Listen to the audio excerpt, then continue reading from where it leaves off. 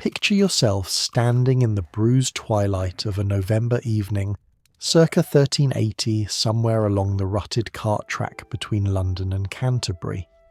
Your boots, if you can still call them, that are caked with 3 days' worth of mud that's achieved a texture somewhere between porridge and mortar. Your stomach hasn't just been empty for hours, it's been performing its emptiness, staging a full dramatic production, complete with growls, gurgles, and what feels like your intestines attempting to digest themselves. The cold has worked its way through your wool cloak, through your linen shirt, and settled into your bones like an unwelcome tenant who's decided to stay through winter. Ahead through the gathering dark you spot it, a timber and thatch building leaning slightly to the left, smoke rising from a hole in the roof, and blessed mercy, a painted sign swinging in the wind depicting something that might be a swan or possibly a very optimistic chicken. Light leaks through the gaps around the shuttered windows. You can smell it now, wood smoke, yes, but underneath that something cooking. Your pace quickens despite your body's protests. This is the moment of truth for every medieval traveller. That building ahead isn't just shelter, it's survival. Because here's the thing they don't tell you in the romantic versions travelling in medieval Europe. Without starving to death was a genuine skill, a delicate negotiation between what you could afford, what was available, what the innkeeper felt like serving, and whether your body could handle what they put in front of you. You probably won't survive this journey if you don't figure out the unwritten rules of the medieval inn economy, and those rules, they're written in Greece desperation and the very practical question of whether there's anything edible left in the pot. So before you get comfortable, take a moment to like the video and subscribe, but only if you genuinely enjoy what I do here. And hey, drop a comment telling me where you're watching from and what time it is for you right now. I always love seeing how far these nighttime history sessions travel. Are you in Melbourne watching this at 3 a.m. Toronto, at midnight Tokyo, at dawn? Let me know. Now dim the lights, maybe turn on a fan for that soft background hum, and let's ease into tonight's journey together. You push open the door, it scrapes against the packed earth floor with a sound that announces your arrival to everyone inside. The warmth hits you, first a wall of it, thick with the smell of bodies, wet wool smoke, and that cooking smell that's now identifiable as some kind of stew. Your eyes adjust slowly. The room is smaller than you expected, maybe 20 feet across, with a central hearth, sending smoke upward in lazy spirals toward the roof hole. Tables really just boards on trestles run along the walls. 8, maybe 10 people are already here, huddled over bowls, drinking from wooden cups, talking in low voices that stop when you enter. Everyone looks at you. This is the first test. The innkeeper, a thick-shouldered man with a face that suggests he's settled more disputes with his fists than his words, is already assessing you from across the room. He's reading you like a manuscript, the quality of your cloak poor, but not destitute, the fact that you're alone, vulnerable. Potentially trouble the way you're standing, exhausted, which means compliant, which means he can probably get away with charging you extra. You haven't said a word yet, but the negotiation has already begun. You've got perhaps 3 pennies in your purse, enough for a meal and a spot on the floor, if you're lucky, if the innkeeper's feeling generous, if the harvest was good this year, and there's actually food to spare. But you don't know any of that yet. What you know is that you're cold hungry, and the closest next inn is another 5 miles through darkness that hides everything from wolves to bandits to simply the kind of ruts that break ankles. The innkeeper nods toward a spot at one of the tables. It's not an invitation exactly, more of a provisional allowance. You're permitted to stay for now. Whether you'll actually eat, and what you'll eat, and how much it will cost you, those are questions that will be answered in the next few minutes through a dance as old as roads themselves. You move toward the table, your legs remembering how to walk now that survival seems possible. Someone shifts to make room, not out of kindness necessarily, but because there's an unspoken code here. Travellers take care of travellers at least until the food runs out. You catch a glimpse of what's in the bowl nearest you, something brown and steaming with visible chunks of something. Turnip may be a piece of what might be meat or might be gristle or might be hope disguised as protein. Your stomach growls again, louder this time. Someone chuckles. Welcome to the medieval inn. You've made it this far. Now comes the harder part, eating without starving to death, one suspicious bowl at a time. The innkeeper hasn't moved from his position near the hearth, but his wife, a woman whose arms suggest she's been kneading dough since childhood and could probably wrestle a bear if necessary, has appeared from the back room. She's wiping her hands on an apron that's achieved a colour spectrum ranging from ancient grease stains to fresh blood. You hope it's from a chicken. Together they're conducting what you might call an interview, except nobody's asking you questions out loud. They're looking at your hands first. Soft hands mean clergy or minor nobility, people who might have connections, people who might complain to someone who matters, people who expect certain standards.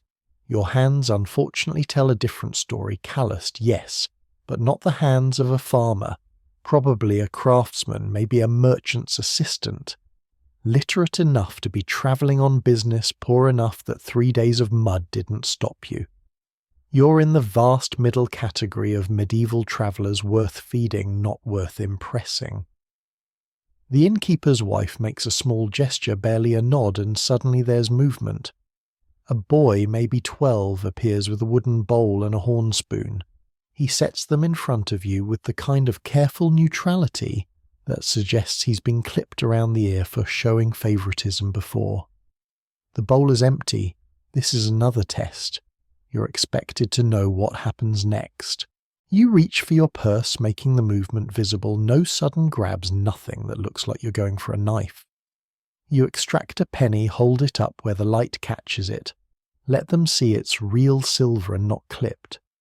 The innkeeper's expression doesn't change, but his wife's shoulders relax slightly. Payment up front means you're not planning to eat, and run means you understand how this works. Means they can calculate whether feeding you will be profitable or merely break even. Here's what they're actually gambling on, though. Nobody says it aloud, whether you're disease-free, whether you'll cause trouble, whether you'll drink yourself into a fight, whether you're running from something that might follow you through their door. Every traveller is a risk.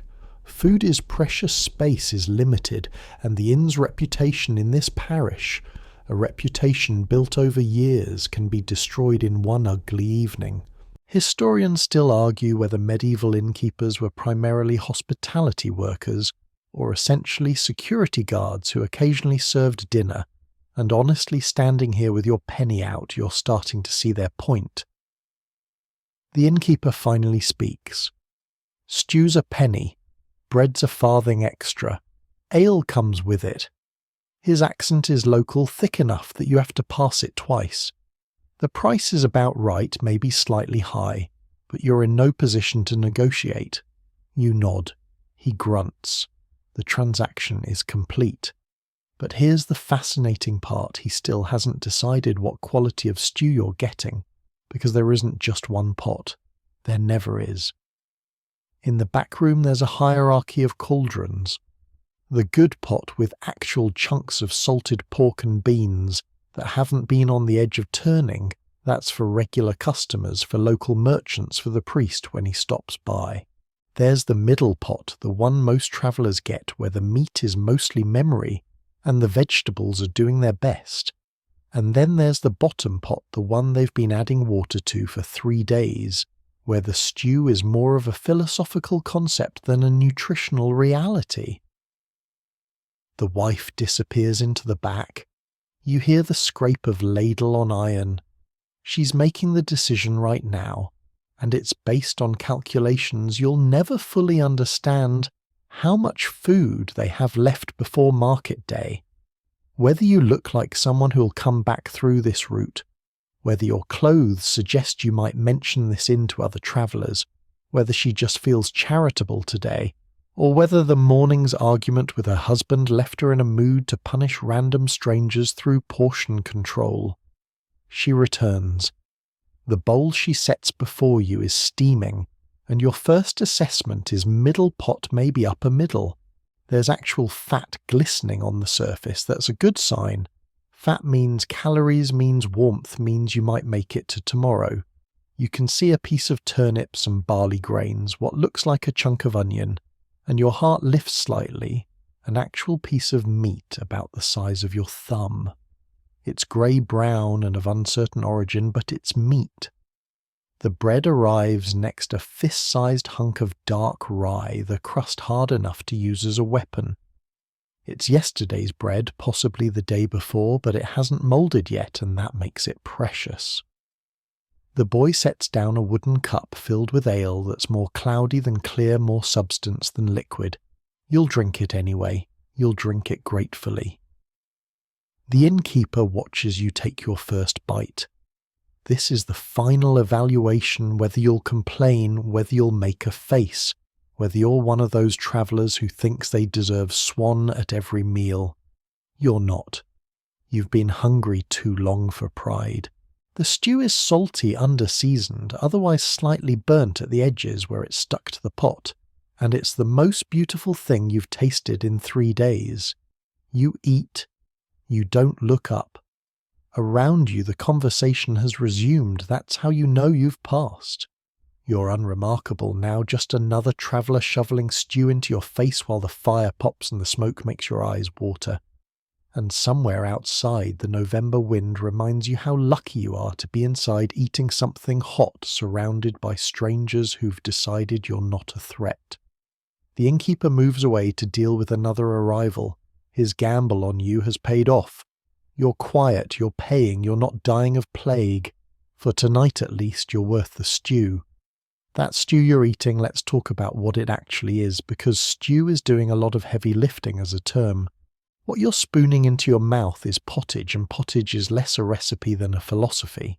Less a dish than a continuous act of culinary faith that's been going on in that back room for longer than you want to think about. Here's how it works. There's a cauldron, probably iron, definitely blackened with years of use hanging over a fire that never fully goes out. And into that cauldron goes everything. Leftover turnips from yesterday's dinner, barley that's been sitting in a sack since autumn, onions when they're available, herbs from the kitchen garden though. Garden is generous. It's more like a patch of weeds that occasionally produces something edible. Peas, beans, lentils if the harvest was good. Bones with scraps of meat still clinging to them. Fat rendered from whatever animal was slaughtered last week. Water from the well added every few hours to keep the whole thing from becoming a solid mass, and it just keeps going. They don't empty the pot and start fresh each day. That would be wasteful, inefficient, borderline insane by medieval logic. Instead, they add to it. More water, more vegetables, more bones, stirring it constantly, keeping it at a temperature high enough to kill most of the things that would kill you. The stuff at the bottom has been there for days, maybe weeks, transformed through heat and time into something that's achieved a kind of eternal present tense. Historians still argue whether this practice was primarily about fuel efficiency or food safety, but standing here eating it, you realize it's probably both, and also neither. It's just what works. The taste changes day by day, hour by hour. Monday's pottage might be thick with barley and heavy with the onion. By Wednesday it's thinner, more watery, the barley mostly dissolved into a starchy base. Friday, because of course it's a fish day, there might be dried cod broken into pieces, making the whole thing taste of salt and the sea you're 50 miles from. Saturday, if someone slaughtered a pig, there might be actual pork chunks floating in there, making everyone's meal suddenly feel like a feast. You chase a barley grain around your bowl with your spoon. The texture is interesting. Some grains are still intact with a slight chew to them, while others have completely dissolved, thickening the broth into something approaching substance. This is important, this thickness. Thin soup is for sick people and beggars. Thick pottage is food that sticks to your ribs, that gives you enough energy to walk another 10 miles tomorrow, that reminds your body it's not dying yet. The chunk of meat you encountered earlier turns out to be pork, or at least pork adjacent. It's been boiled so long that it's lost any resemblance to the animal it came from. The texture is soft, almost disintegrating, more of a meaty suggestion than an actual chew. But the fat, the fat has melted into the broth, giving everything that coating on your tongue that means calories, that means survival. You're probably getting something like 500 calories from this bowl, maybe more if you're lucky with your portions. That's a third of what you need for a day of hard walking, and it cost you a penny. Around you, other travellers are doing what you're doing, sopping up the broth with their bread, using the hard crust as a combination spoon and sponge. This is the correct way to eat pottage. Nobody's teaching you, but you watch and learn. The bread absorbs the liquid, becomes soft enough to chew, carries the flavour directly to your mouth without wasting a drop. By the end of the meal, you'll have eaten your bowl, your spoon will be clean, and the trencher of bread will be gone too, either into your stomach or fed to the dogs that lurk near the tables hoping for scraps. There's something almost meditative about eating like this. The world narrows to the bowl, the spoon, to the rhythm of eating. Your body is processing warmth, processing nutrients, processing the miracle of not being hungry anymore. The conversation around you becomes a comfortable blur. Someone's complaining about the roads. Someone else is telling a story about a merchant who got robbed near Oxford. There's laughter from the corner, where two men are sharing a jug of something stronger than ale. The beauty of pottage, if you can call it that, is its democracy. Everyone gets basically the same thing. Sure, the innkeeper's family might fish out the better chunks of meat for themselves before serving travellers, and yes, if you'd paid 2 pennies you might have gotten a bigger portion or a bowl from a better pot, but fundamentally you're all eating from the same eternal cauldron. The noble travelling in disguise eats the same turnip mash as the tinker. The merchant's wife gets the same barley broth as the pilgrim. There's something levelling about it, something that reminds you that hunger doesn't care about your social status. You scrape the bottom of your bowl, getting every last bit. The innkeeper's wife notices, she always notices, and there's the smallest nod of approval. You ate what you were given, you didn't complain, you didn't waste. In her economy, you're a good customer. Maybe next time through, if there is a next time, you'll get a slightly fuller bowl, a piece of meat that's slightly larger. But that's tomorrow's problem. Tonight your stomach is warm, full, and the cramping emptiness has been replaced by a heavy contentment that's already making your eyelids heavy. The eternal cauldron has done its job once again, transforming scraps and water and time into something that keeps bodies moving along the roads of England, one bowl at a time. The bread sitting next to your bowl isn't just bread. I mean, it is bread, you can see it, touch it, and you've already used a corner of it to sop up some of that pottage. But it's also your plate, your utensil, your proof of personhood, and possibly your breakfast if you're smart enough to save a piece. Welcome to the medieval relationship with bread, which is complicated in ways that would make a modern therapist very wealthy. Let's start with what you're actually holding. This isn't Wonder Bread. This isn't even the artisanal sourdough that costs $8 at your local farmer's market. This is a dark, dense hunk of rye or maslin, a mixture of wheat and rye that weighs about as much as a small rock and has roughly the same density. The crust is so hard that you could genuinely use it as a defensive weapon if someone started trouble. Medieval bakers weren't aiming for crusty on the outside, soft on the inside. They were aiming for will survive 3 days in your travelling pack without turning into a science experiment.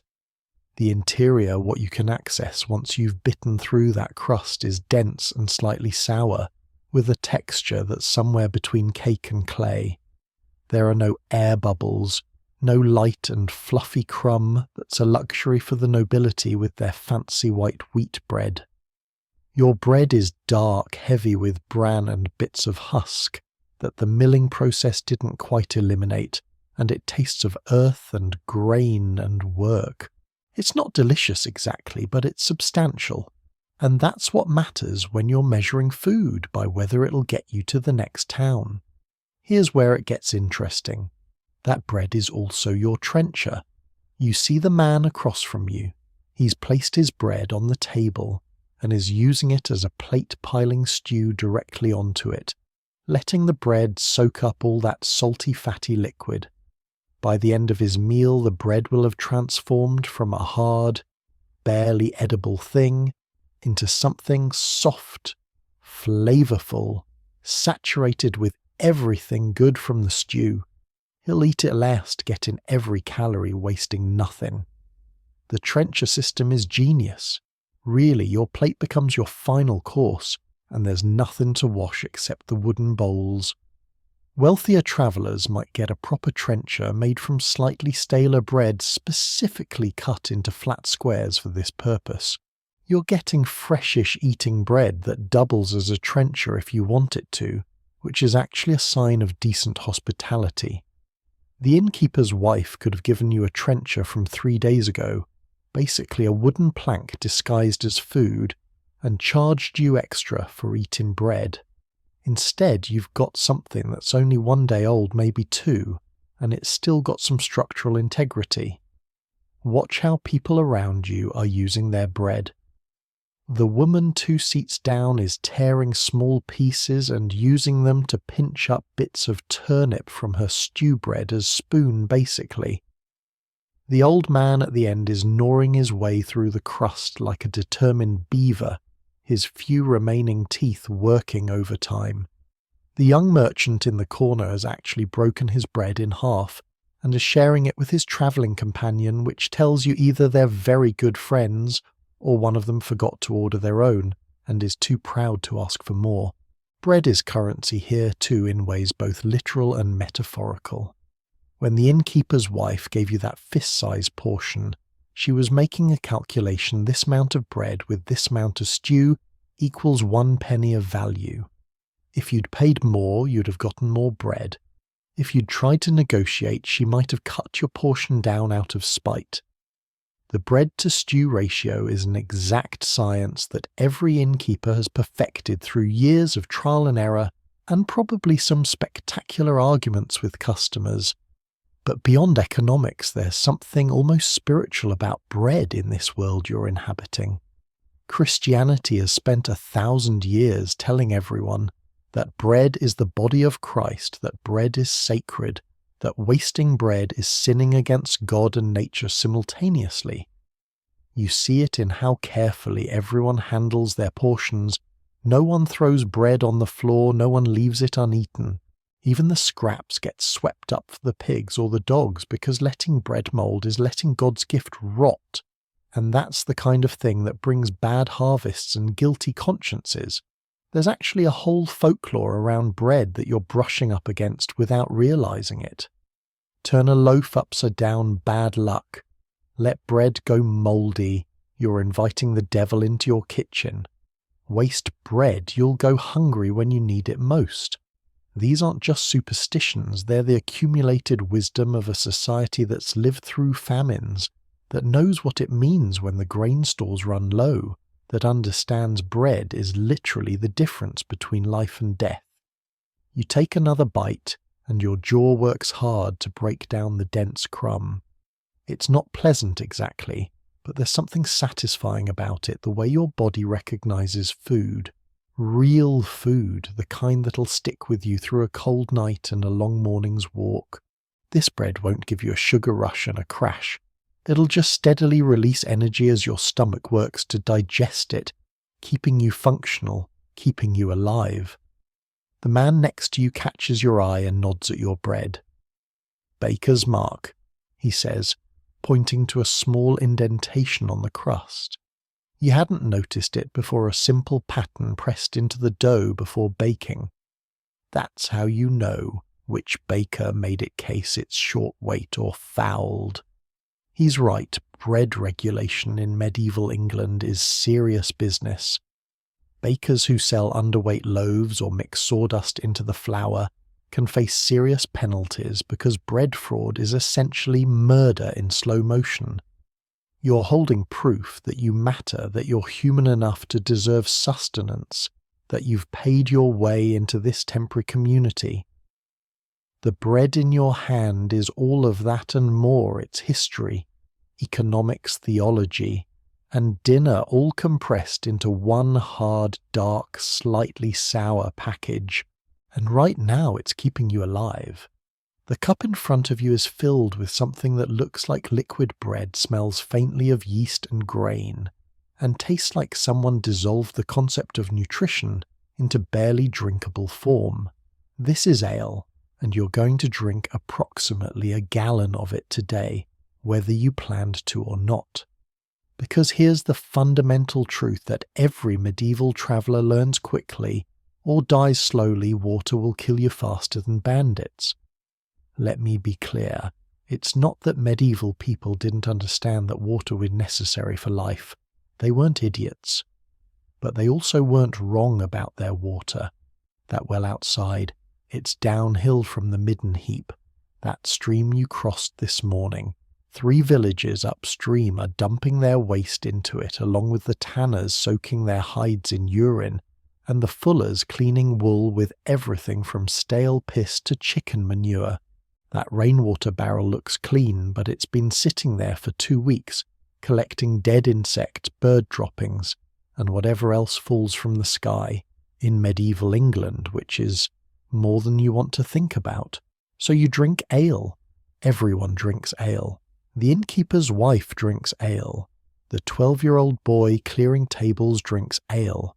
That baby being nursed in the corner will be drinking weak ale within a year or 2. It's not about getting drunk, though that happens. Sure, it's about consuming liquid that won't give you the kind of intestinal distress that leaves you dying in a ditch 3 miles from anywhere with help. The ale in your cup is what they call small ale, low alcohol content, maybe 2-3% brewed quickly, and meant to be consumed within days before it goes completely off. It's cloudy because nobody's filtering it through anything finer than a cloth, and there are probably still bits of grain floating in there if you look closely. Which you won't, because knowing exactly what you're drinking is sometimes worse than just drinking it. You take a sip. It's lukewarm, no refrigeration obviously, and the taste is complicated. There's the grain flavour, earthy and slightly bitter. There's a sourness that comes from rapid fermentation. There's a thickness to it, almost like you're drinking something between a beverage and a very thin gruel. Your modern palate would probably reject this as spoiled beer. Your medieval body recognises it as safe hydration and doesn't ask questions. Here's the brilliant part: the brewing process. Even medieval brewing involves boiling the water. And boiling water kills most of the things that would kill you. The bacteria, the parasites, the microscopic horrors that make water deadly. Medieval people didn't know about bacteria. The theory of humours suggested that water was cold and moist, and therefore bad for your health in large quantities. But they knew empirically that ale drinkers lived longer than water drinkers. Historians still argue whether medieval people understood the connection between boiling and safety, or just got lucky with their beverage preferences. But honestly, standing here, drinking this cloudy, slightly sour liquid, you're just grateful someone figured it out. The alcohol content helps too, though not in the way you might think. It's not enough to get you drunk on 1 cup, but it's enough to make the liquid actively hostile to bacterial growth. That ale can sit in a barrel for a few days without becoming lethal, which water absolutely cannot. It's preservation through fermentation, and it's keeping entire populations alive. You're expected to drink this with every meal. Breakfast, ale and bread. Dinner at midday, ale and pottage. Supper, more ale. Between meals, still ale. The average medieval person consumes something like a gallon of ale per day, and travellers probably more because walking makes you thirsty, and there's literally nothing else safe to drink. A gallon sounds insane until you remember it's small ale barely alcoholic, and the alternative is dying of dysentery. The woman next to you is drinking from a larger cup she paid extra for strong ale, the stuff that's actually fermented longer and has enough alcohol content to make the room a bit softer around the edges. That's what wealthier travellers do, they upgrade their ale like you might upgrade to premium gas. Strong ale costs more, tastes better, relatively speaking, and actually gives you that warm buzz that makes sleeping on a floor full of strangers seem less miserable. Watch the innkeeper. He's keeping track of who's drinking what and how much. Ale is included with your meal, yes, but there's an understanding that included means a reasonable amount. 2 cups, maybe 3. If you want more, you'll pay more, and if you drink so much that you become a problem, you'll find yourself sleeping in the stable with the horses instead of by the fire with the humans. The innkeeper's job includes bartender, bouncer and judge, and he's had decades to perfect the art of cutting people off before they ruin everyone's evening. There's also the matter of ale quality, which varies wildly. What you're drinking right now is middle tier, not the dregs they'd serve to beggars, not the good stuff they keep for regulars. It's drinkable, safe, and fundamentally boring, which is exactly what you need. Bad ale, and there's plenty of it out there, can be sour enough to make you gag, thin enough to barely qualify as ale, or old enough that it started going vinegary. Good ale, the kind brewed by someone who actually knows what they're doing, is almost pleasant, smooth, slightly sweet, from the malt with a clean finish, that doesn't leave your mouth feeling like you've been chewing on old socks. The church has opinions about ale naturally. Not that it's sinful to drink Jesus turned water into wine after all, and wine's just fancy ale for Mediterranean people, but excessive drunkenness is definitely on the sin list. The balance between drinking enough to stay alive and drinking so much you can't walk is a moral tightrope that every medieval person navigates daily with varying success. You finish your cup. The boy appears immediately with a refill and you nod thanks. This second cup you'll drink more slowly, sipping while you finish your bread, while your body processes the stew and starts to remember what warmth feels like. By the time you're done, you'll have consumed maybe a quart of ale, and you'll sleep better for it, both because you're hydrated and because that little bit of alcohol takes the edge off the fear that comes with sleeping in a room full of armed strangers. The cup empties. The ale does its work. Outside, the November darkness is complete now, and you're safe inside drinking fermented grain, staying alive one cloudy cup at a time. So about that piece of meat in your stew, the one you've been chewing for the last 30 seconds trying to determine if it's actually adding nutrition or just giving your jaw a workout. Let's talk about meat at the medieval inn because it's a subject wrapped in hope, economics, desperation, and occasionally outright fraud. First, the reality check. Most travellers don't see much meat. What you got in your pottage, that thumb-sized chunk of mystery protein, is actually generous for a 1-penny meal. The innkeeper's wife made a calculation when she ladled your portion, and she decided you rated actual animal flesh, instead of just the memory of it lingering in the broth. This is not a given. The traveller who came through yesterday might have gotten vegetable stew with a few floating barley grains and been told to be grateful. You're having a good day, relatively speaking. The meat itself is almost certainly pork. Pigs are the workhorse protein of medieval England.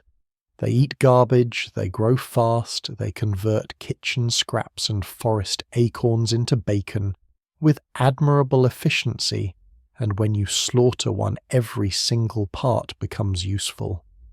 The squeal, they say, is the only thing that goes to waste, and even that probably scares off foxes. What you're eating is likely a bit of shoulder or leg boiled until it's surrendered all structural integrity floating in that eternal pottage pot for perhaps 2 days, now contributing its fat and flavour to every bowl served since Tuesday. But here's where it gets interesting. You can't actually be sure it's pork. It might be mutton older sheep past their wool-producing prime, tough as leather but still protein. Could be goat if the innkeeper has a small herd and one of them got injured or stopped producing milk. There's an outside chance it's beef, though that's unlikely, because cows are expensive and usually only slaughtered when they're too old to work, resulting in meat so tough you could roll boots with it. Some inns near forests serve venison, though if they do they're either poaching from the king's deer, which is hanging a fence illegal, or they're connected enough to get scraps from legitimate hunts, which means they're charging more than a penny per bowl. And then there are the bits nobody talks about directly, but everyone knows, the sausages hanging from the rafters in the back room, the ones that are made from, well, everything. Intestines as casing organ, meat blood-fat oats, or barley as filler, and enough salt and herbs to disguise the fact that you're eating parts of animals that never see daylight in polite conversation. Mystery tubes of protein that'll keep for weeks if stored properly and taste like salted regret, but deliver calories when you need them.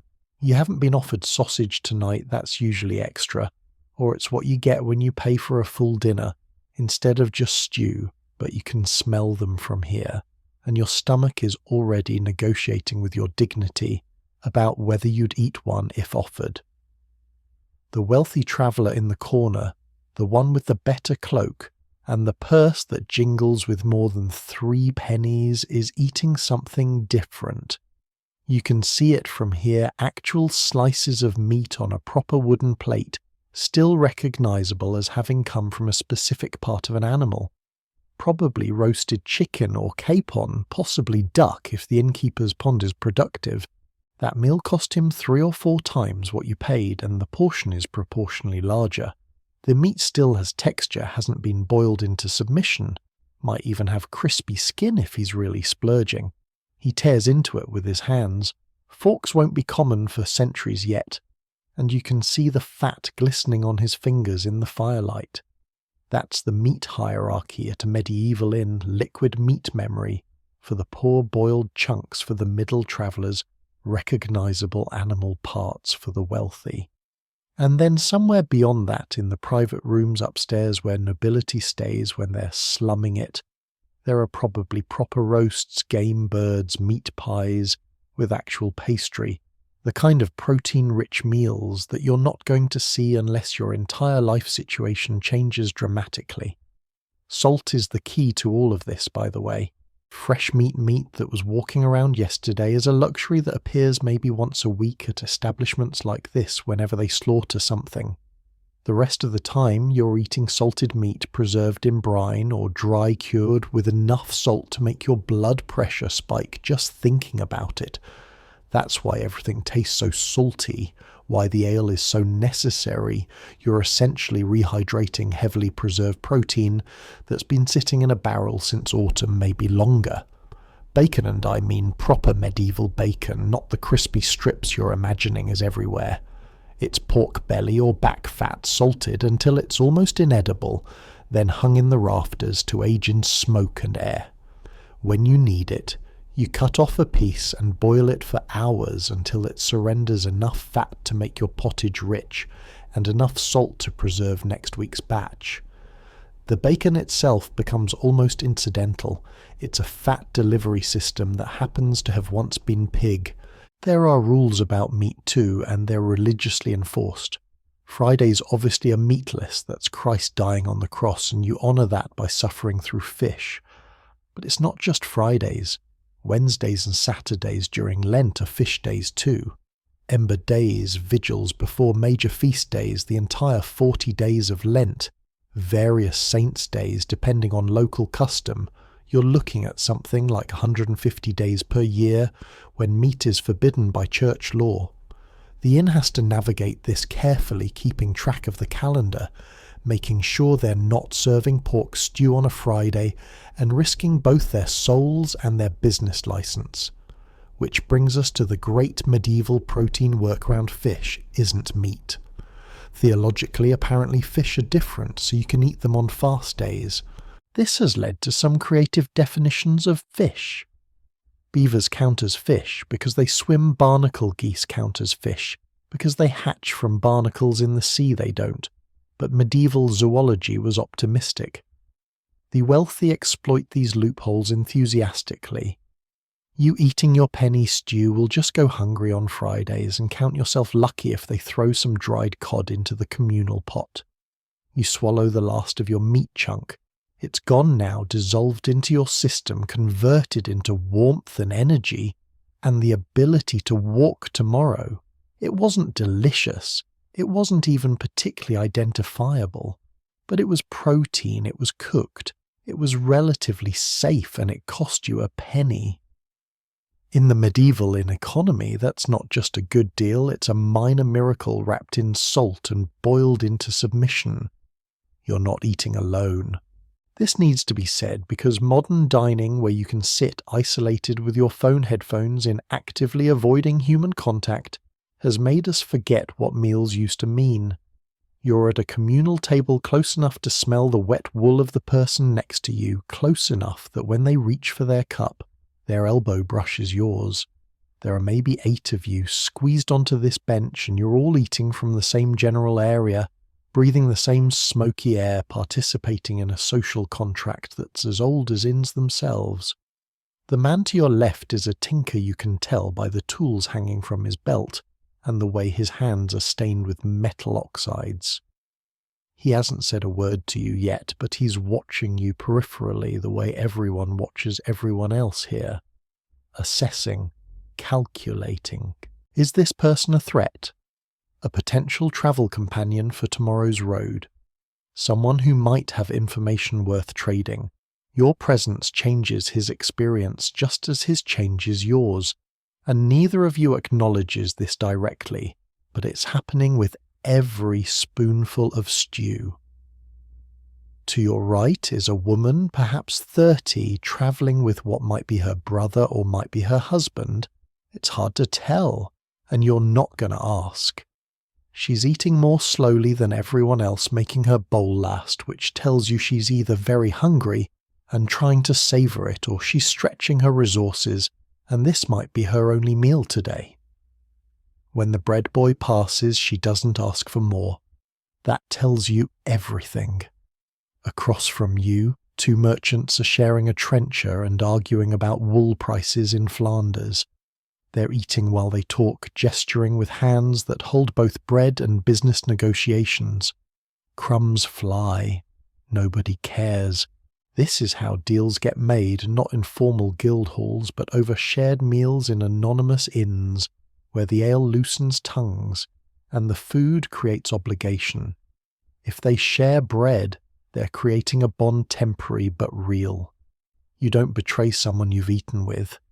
It's not law exactly, but it's something deeper than law. The communal table is strategy as much as necessity.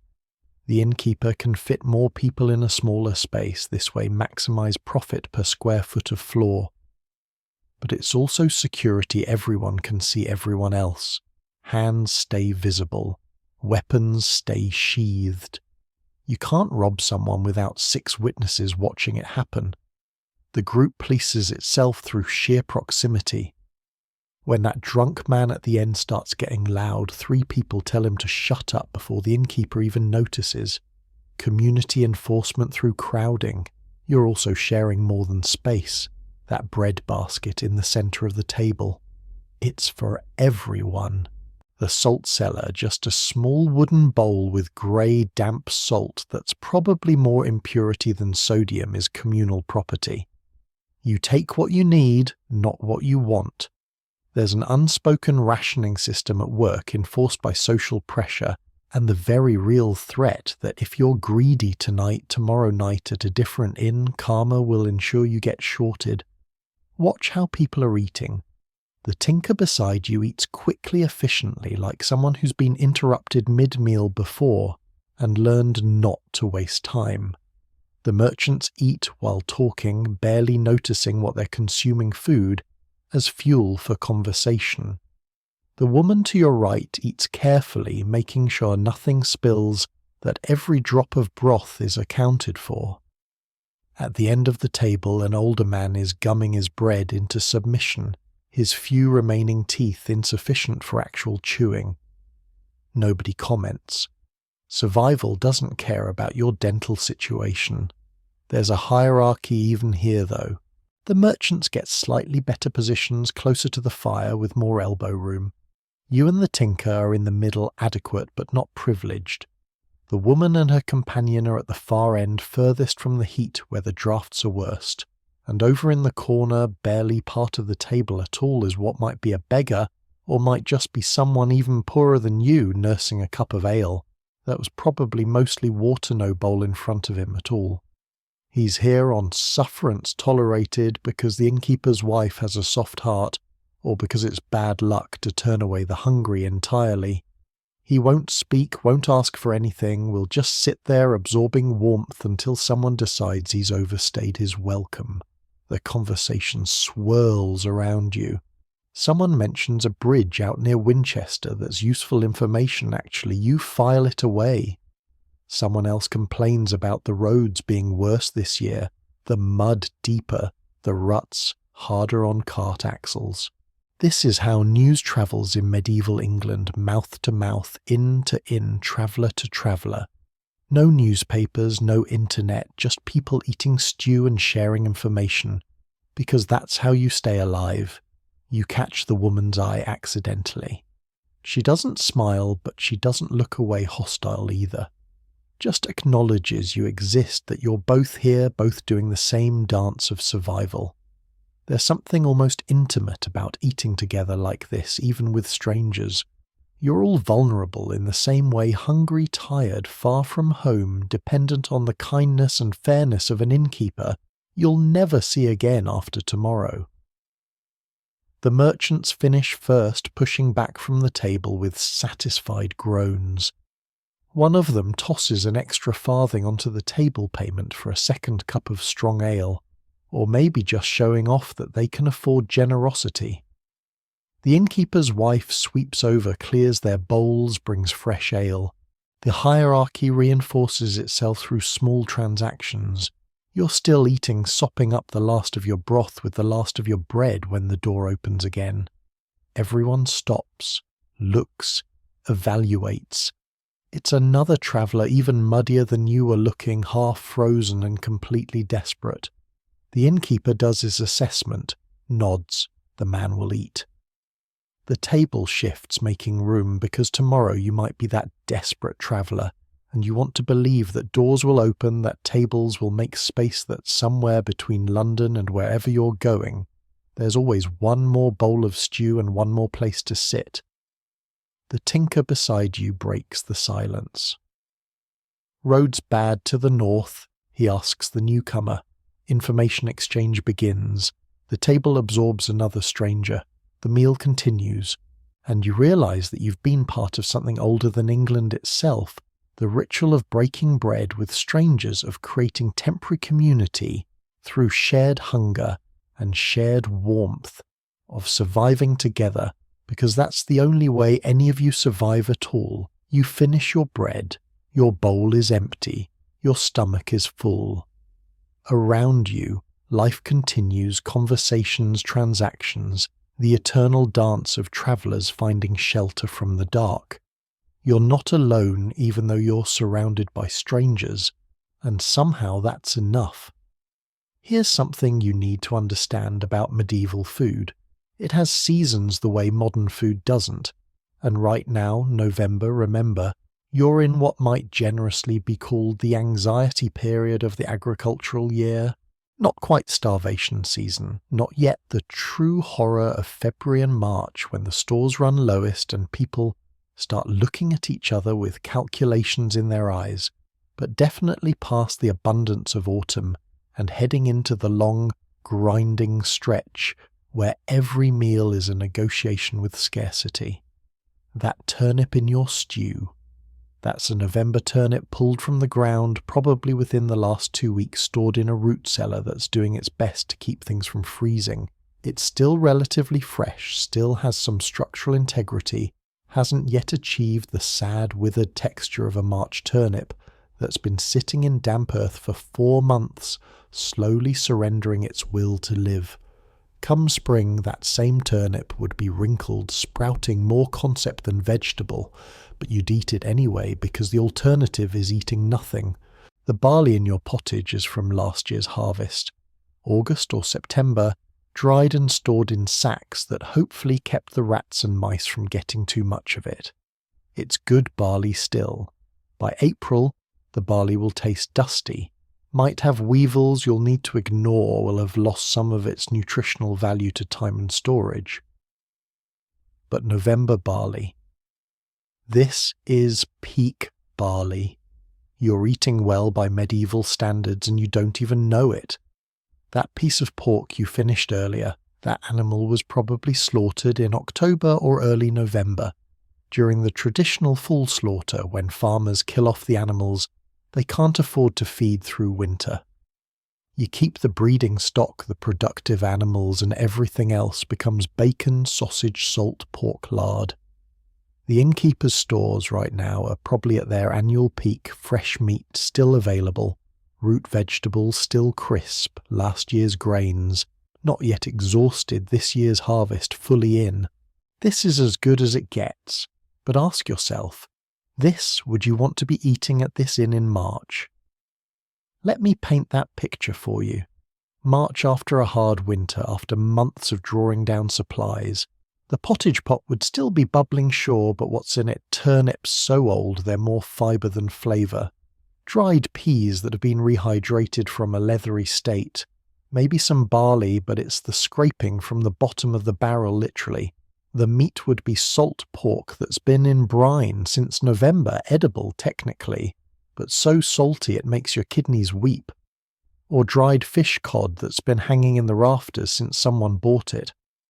Last autumn, reconstituted in water until it achieves something approximating food.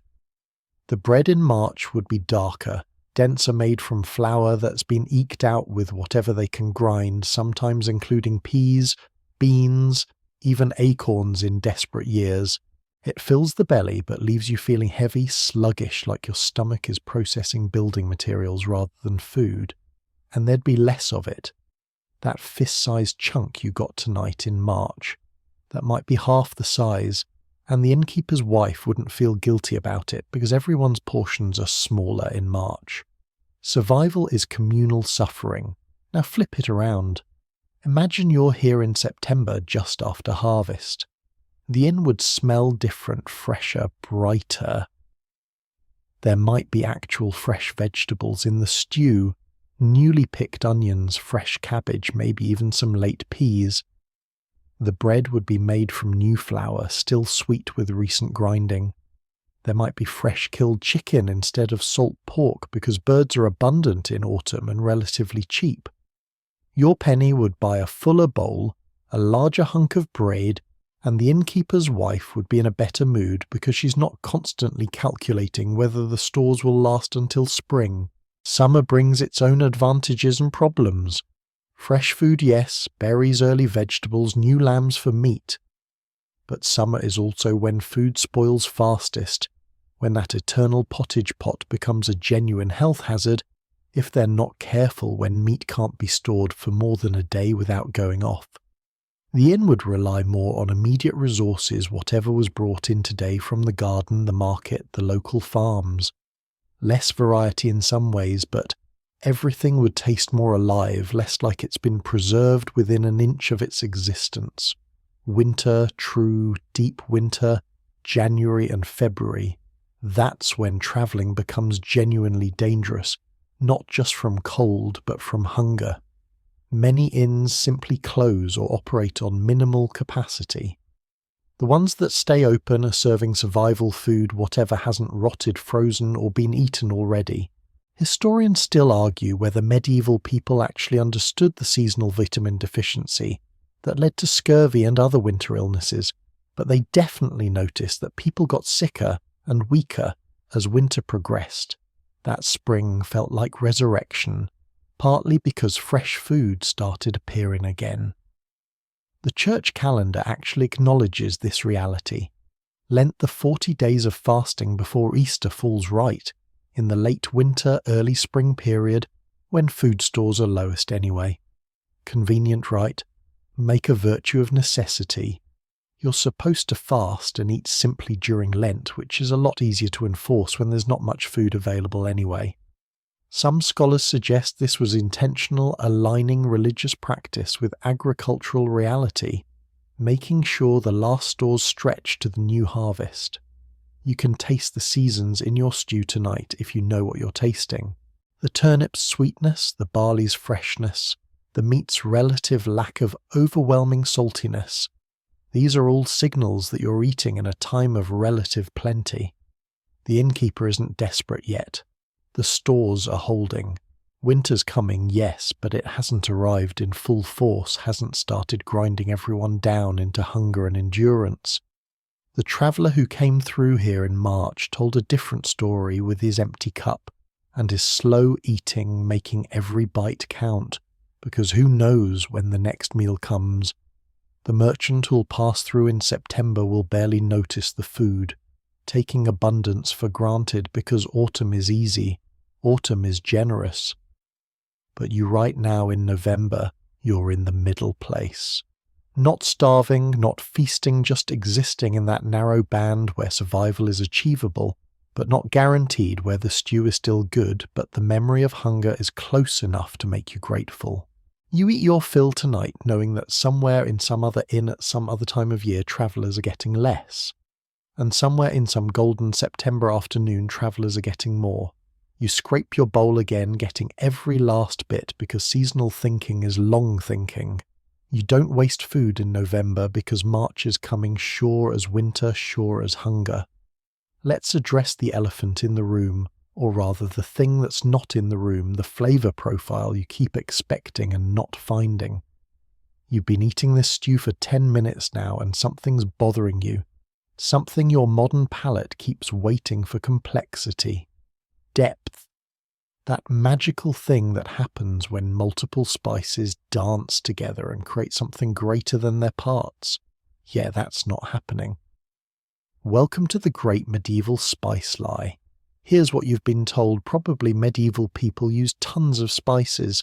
They covered everything in pepper and cinnamon and cloves to hide the taste of rotting meat. The spice trade was worth dying for. Wars were fought over nutmeg, fortunes were built on peppercorns. All of that is true, and absolutely none of it applies to you sitting here with your penny stew in a mid-tier inn on the road to Canterbury. Your stew tastes like salt, onion, turnip, barley, and the ghost of pig. That's it. No pepper, no exotic anything. The most adventurous seasoning is probably some parsley or thyme from the kitchen garden, and even that's a maybe.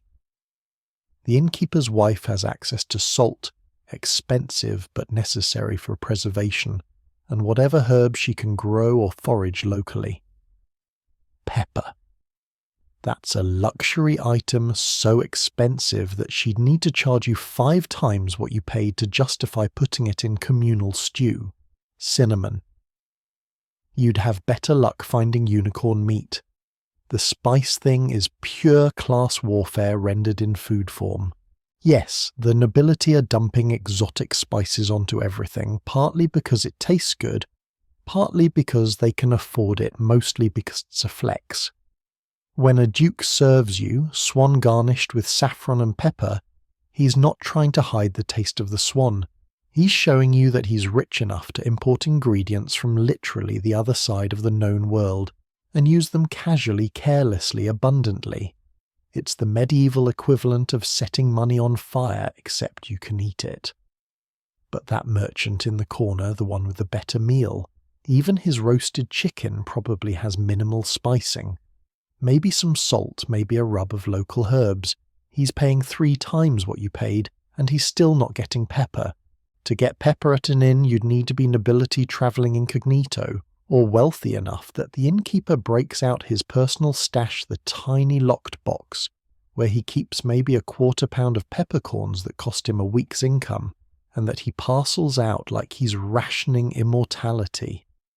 The myth about using spices to hide rotten meat is particularly funny when you think about it economically. Spices pound for pound were worth more than the meat they'd supposedly be disguising. It's like saying people today cover bad hamburgers in saffron and truffles to hide the taste. No. If your meat is bad enough that it needs disguising, you either throw it to the pigs, or you serve it to people too poor to complain, and you certainly don't waste expensive spices on it. What you're experiencing instead is the actual medieval flavour profile of the working class, salt-forward, fat-enhanced, when possible, bitter from the vegetables, earthy from the grains, and occasionally brightened by whatever herbs are cheap and local.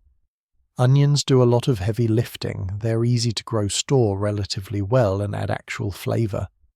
Garlic appears sometimes, though. There's folk belief that its coarse, lower class makes you smell like a peasant.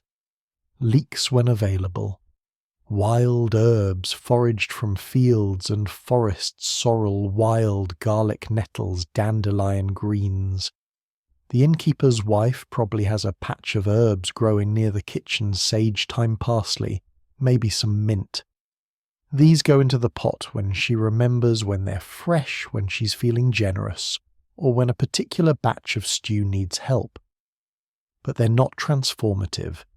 They're not creating layers of flavour. They're just making boiled turnip and barley slightly more interesting than boiled turnip and barley, but sad. Here's the thing that would really blow your mind: this simplicity isn't considered a problem. Your modern palate has been trained by global cuisine, by restaurants that blend Thai and Mexican and Italian influences, by supermarkets where you can buy saffron and star anise and sumac, all in the same aisle. But the people around you at this table, they think this stew tastes fine. Good. Even. They're not missing pepper because they've never had pepper, probably never will have pepper, don't even really know what pepper tastes like beyond vague rumours from merchants' tales. Their flavour baseline is completely different from yours. To them, well-seasoned means adequately salted and not burnt. Flavourful means you can taste that there was actually meat in here at some point.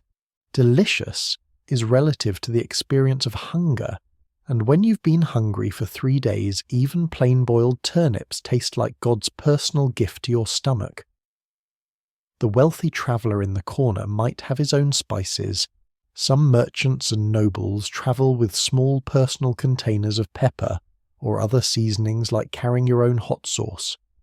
He could ask the innkeeper to add them to his portion, pay extra for the privilege. But even he's probably not doing that for a roadside inn dinner.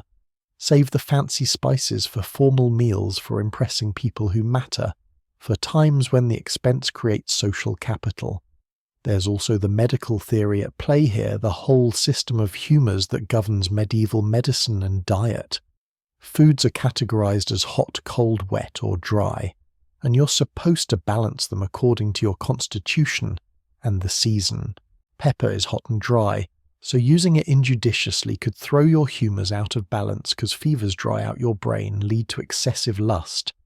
The medieval medical imagination is creative and terrifying in equal measure. Most people avoid strong spices not just because of cost, but because of genuine fear that they'll make you sick. So you eat your simple stew and it tastes like what it is: basic survival food, efficiently prepared, adequately seasoned for its purpose. The onion gives it depth. The salt makes everything taste more like itself. The fat from the pork coats your tongue pleasantly. The herbs, if there are any, add subtle background notes you barely notice. It's not exciting. It's not Instagram-worthy. It won't win any culinary awards. But it's hot, it's safe, it's filling, and it cost you a penny. The spices stay in Venice, in London, in the manor houses of the wealthy. You get salt and survival, and honestly, right now with the cold seeping through the walls and your stomach finally quiet, that's more than enough. You've finished your stew, the bread is mostly gone, and you're working on your second cup of ale when you notice something that's been there all along, but your hunger-focused brain filtered out the woman at the end of the table has been making something appear from nothing. She's got a small cloth bundle in her lap, and she's been quietly, subtly adding bits of cheese to her bread. Real cheese, the kind that travels. Let's talk about dairy, because dairy in the medieval travel experience is a complicated dance between nutrition preservation and the very real possibility of violent intestinal rebellion. Fresh milk. Forget it. Unless you're literally at a farm or a monastery with cows, fresh milk is not happening. Milk spoils within hours, in warm weather maybe a day if you're lucky and it's cold. It's local food for local people, consumed close to the source before it transforms into something hostile to human life. But cheese is dairy's great triumph over time and decay. That woman's bundle probably contains hard cheese, aged for months, dry enough to resist moulding, salty enough to discourage bacterial growth, dense enough to survive being crushed at the bottom of a travel pack. It's portable protein, fat, and calories all wrapped in a form that won't kill you 3 days after you bought it. Travellers, merchants, pilgrims, anyone with sense and a little money carries cheese. The cheese she's eating is probably nothing like the cheese you're imagining. It's not creamy brie or sharp cheddar aged to perfection in controlled conditions. It's hard. Really hard. The kind of cheese where you need good teeth and determination to bite through it. The flavour is intense, salty, tangy, sometimes borderline bitter, with that particular sharpness that comes from aggressive aging and minimal moisture. Some medieval cheeses were aged so hard they had to be grated or soaked in wine just to become edible. But they lasted. That's what mattered. Different regions make different cheeses, and experienced travellers can identify them by sight and smell. That yellowish-white hard cheese from Cheshire, famous enough that it's shipped across England. The softer cheeses from East Anglia, still firm enough to travel but with a bit more give. Cheap cheese made from sheep's milk, common because sheep provide both wool and milk, dual-purpose livestock for dual-purpose survival. Goat cheese, particularly in rocky areas where goats thrive and cows struggle. The class hierarchy appears in cheese form too. The wealthy get cheese made from the first milk of the season, carefully aged, stored properly, maybe even flavoured with herbs. You and the woman with the bundle get what the merchants call common cheese, functional, nutritious, affordable. It tastes like salt and determination.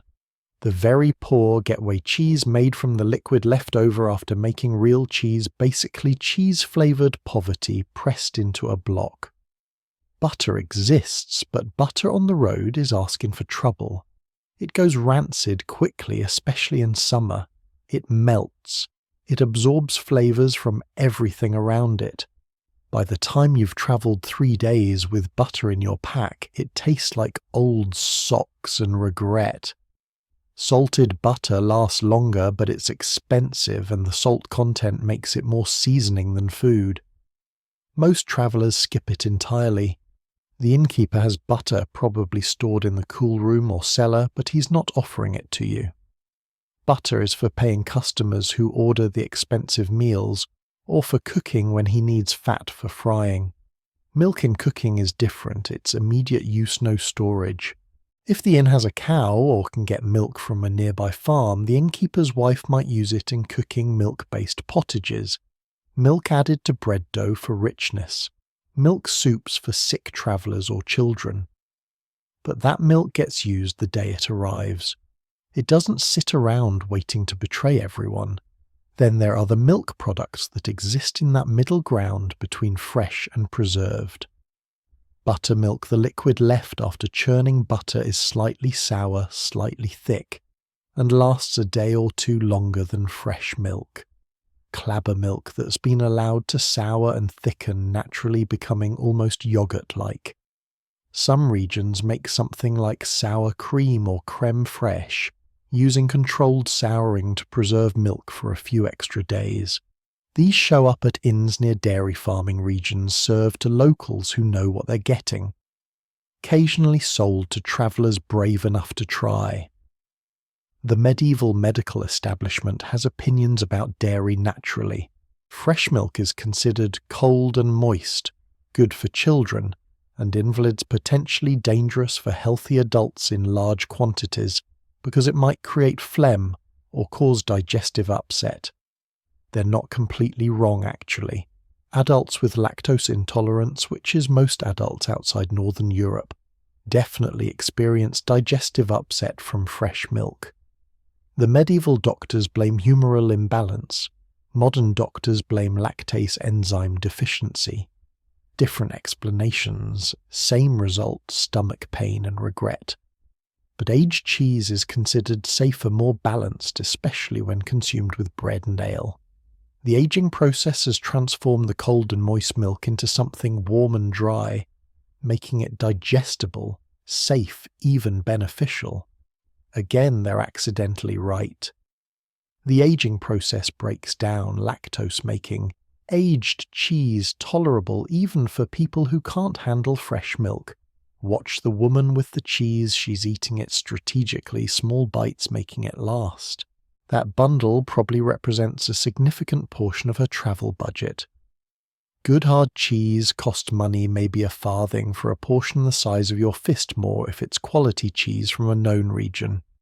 She's supplementing the inn's meal with her own supplies, creating a complete protein profile grain from the pottage, protein from the meat and cheese fat from both. She's travelling smart. Some travellers carry other preserved dairy products, dried milk curd which can be reconstituted in water or ale to create a protein-rich drink. Cheese rinds, technically inedible but useful for flavouring stews. Even whey powder, though, that's rare and expensive. Every culture that keeps dairy animals has figured out ways to make the products last, to carry summer's abundance into winter's scarcity. The innkeeper notices the woman's cheese but doesn't comment. There's an understanding: you pay for the inn's food, you can supplement with your own supplies. You can't bring your own meal and just use the inn for shelter that's taking advantage but adding a bit of cheese to the inn's bread. That's acceptable. It's even expected among experienced travellers who know that inn food alone won't always be sufficient. You don't have cheese. That's a miscalculation on your part, a sign of inexperience or optimism or poverty. Next time, if there is a next time, you'll budget for a chunk of hard cheese before you leave town. It's insurance portable nutrition. The difference between arriving at your destination functional versus arriving depleted. The woman catches you watching. She doesn't offer to share, why would she? But there's a moment of understanding. You're both doing the same thing, trying to get from point A to point B without starving, without spending more than you have, without making the kind of mistakes that end with you begging for scraps or collapsing by the roadside. Dairy in all its preserved forms is part of that calculation. Your ale tastes slightly sour, now slightly thick. You realise it's probably got some milk product in it, buttermilk or whey, stretch in the batch, adding body and nutrition. The innkeeper's wife is clever. Every resource gets used. Nothing goes to waste. Dairy feeds the travellers one way or another, hidden or obvious, fresh or aged to the edge of stone. Morning hasn't happened yet, you're still in evening, still digesting that stew. But let's talk about what morning will look like, because breakfast in the medieval travel world is not what you think it is. Actually, let me be more precise. Breakfast as a concept barely exists, and when it does, it's grudging minimal, and definitely not what you'd call a meal. Here's the thing, the medieval day is built around two main meals: dinner served around midday when the sun is highest and work breaks naturally. And supper served in the evening, which you've just finished. Breakfast. That's for children, the elderly, the sick and manual labourers who need fuel before dawn work. Everyone else is expected to wake up, maybe drink some ale, gnaw on leftover bread if there is any, and wait for dinner. The church reinforces this. Breaking your fast before attending morning prayers is considered slightly indulgent, borderline sinful, a sign of weak character. You're supposed to endure the morning hunger, offer it up as minor suffering, prove your spiritual discipline through your rumbling stomach. Medieval people literally call the morning meal breaking fast. You're breaking the overnight fast, ending the spiritual discipline of hunger. It's not celebratory, it's just necessary for those too weak to maintain proper fasting. So when you wake up tomorrow in this inn, we'll get to where you're sleeping later. But spoiler, it's not comfortable. Breakfast will be whatever you can negotiate. If you're lucky and willing to pay extra, the innkeeper's wife might give you some ale and a hunk of yesterday's bread. That's it. No eggs cooked to order, no porridge specially made, no hot anything unless the pottage pot is still simmering from last night, in which case you might get a bowl of that cold or barely warm with bread to sop it up. Most travellers just skip it entirely. You drink water or ale if available, eat any food you've carried with you. That cheese, the woman had some travellers carry dried fruit or nuts, hard bread that was stale when you bought it, and has only gotten harder and you get on the road. The goal is to make miles before the heat of the day cover distance while you're still fresh. Reach the next town by dinner time when actual food will be available. But manual workers, they're different. The stable boy you'll see tomorrow morning, the one taking care of horses before dawn, he's already eaten. Probably a thick slice of bread with some dripping rendered fat from last night's meat, and a cup of small ale. That's labourer's breakfast, fast fuel, maximum calories, minimum fuss. He needs energy to lift saddles, haul water, muck out stalls. His breakfast is functional, earned through physical labour, undeniable. Farmers are up before dawn out in the fields by first light, and yes, they eat something. More bread, maybe some pottage saved from the night before, possibly cheese if they have it. Their wives pack them something to carry bread and cheese wrapped in cloth to eat mid-morning when the hunger gets unbearable. But even they don't call it breakfast, not really. It's just eating to survive work, nameless and necessary. The wealthy, of course, have different rules. The noble travellers staying in the private rooms upstairs, they'll have a proper breakfast if they want one bread and ale, certainly possibly cold meat from last night, maybe even a fresh egg if the inn keeps chickens and the traveller's status demands it. But even they might skip it, might observe the social convention that eating too early shows lack of discipline. In monasteries, and many travellers stay at monasteries, when they can, cheaper than inns, safer too. Breakfast is called the mixtum, served after morning prayers around 7 or 8. It's bread and watered ale period. The full meal comes at midday. Monks live by the rule, and the rule says 1 meal a day for most of the year, 2 meals only during the longer days of summer.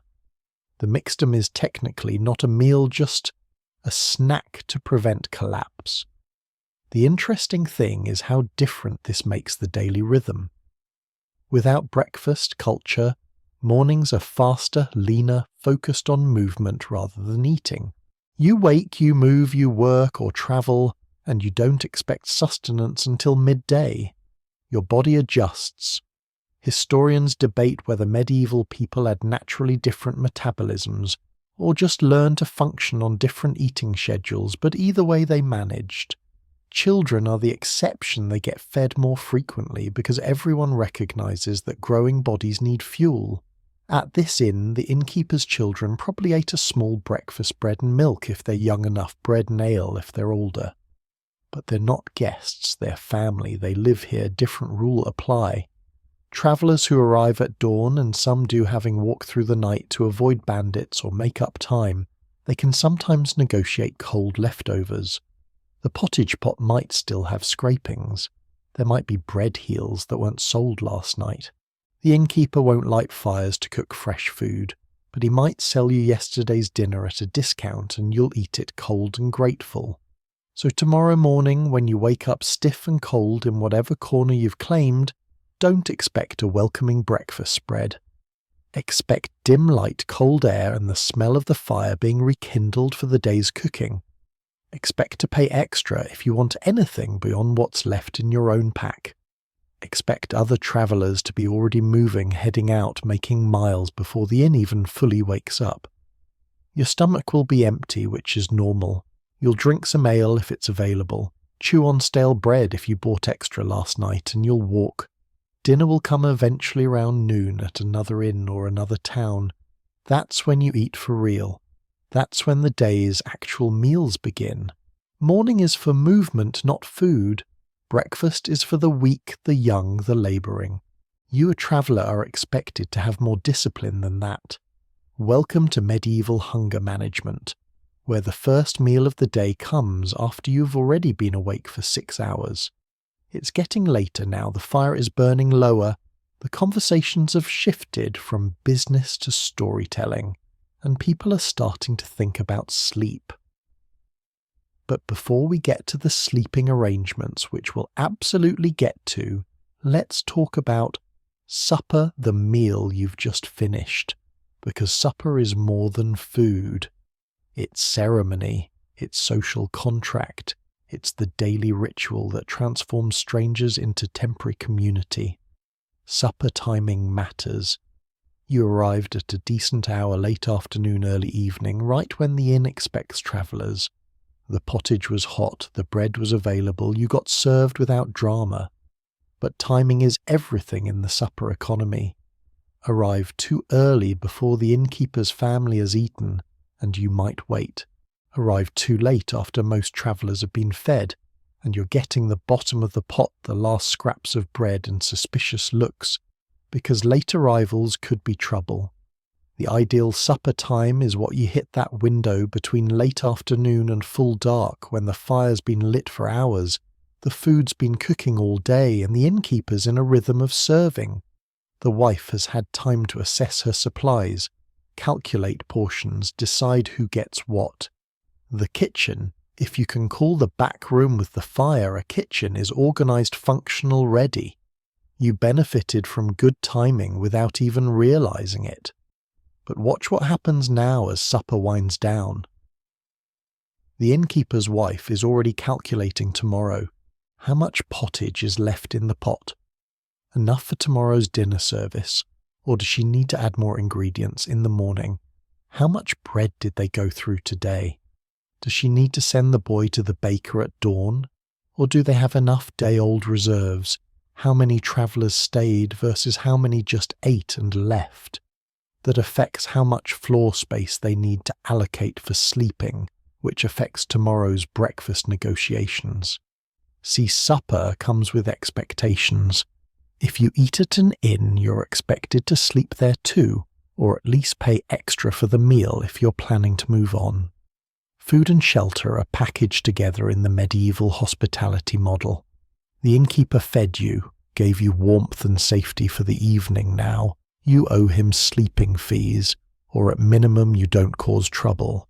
It's an unspoken contract activated the moment you accepted that bowl. The merchants who finished before you, they've already negotiated their sleeping arrangements. You saw money change hands, saw the innkeepers nod toward the stairs. They'll sleep upstairs in one of the 2 or 3 private chambers on actual beds with actual mattresses. They paid for that privilege probably 3 or 4 times what you paid for supper, and they'll sleep separated from the common room chaos, from the snoring, and the late arrivals and the dogs. You haven't negotiated yet. That's coming. But supper was your entry fee into that negotiation.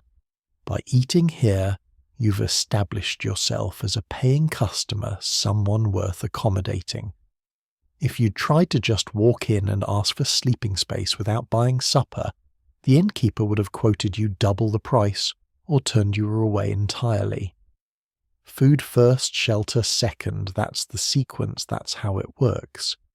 Notice how the atmosphere changed during supper. When you first arrived, everyone was isolated, focused on their own meals, wary.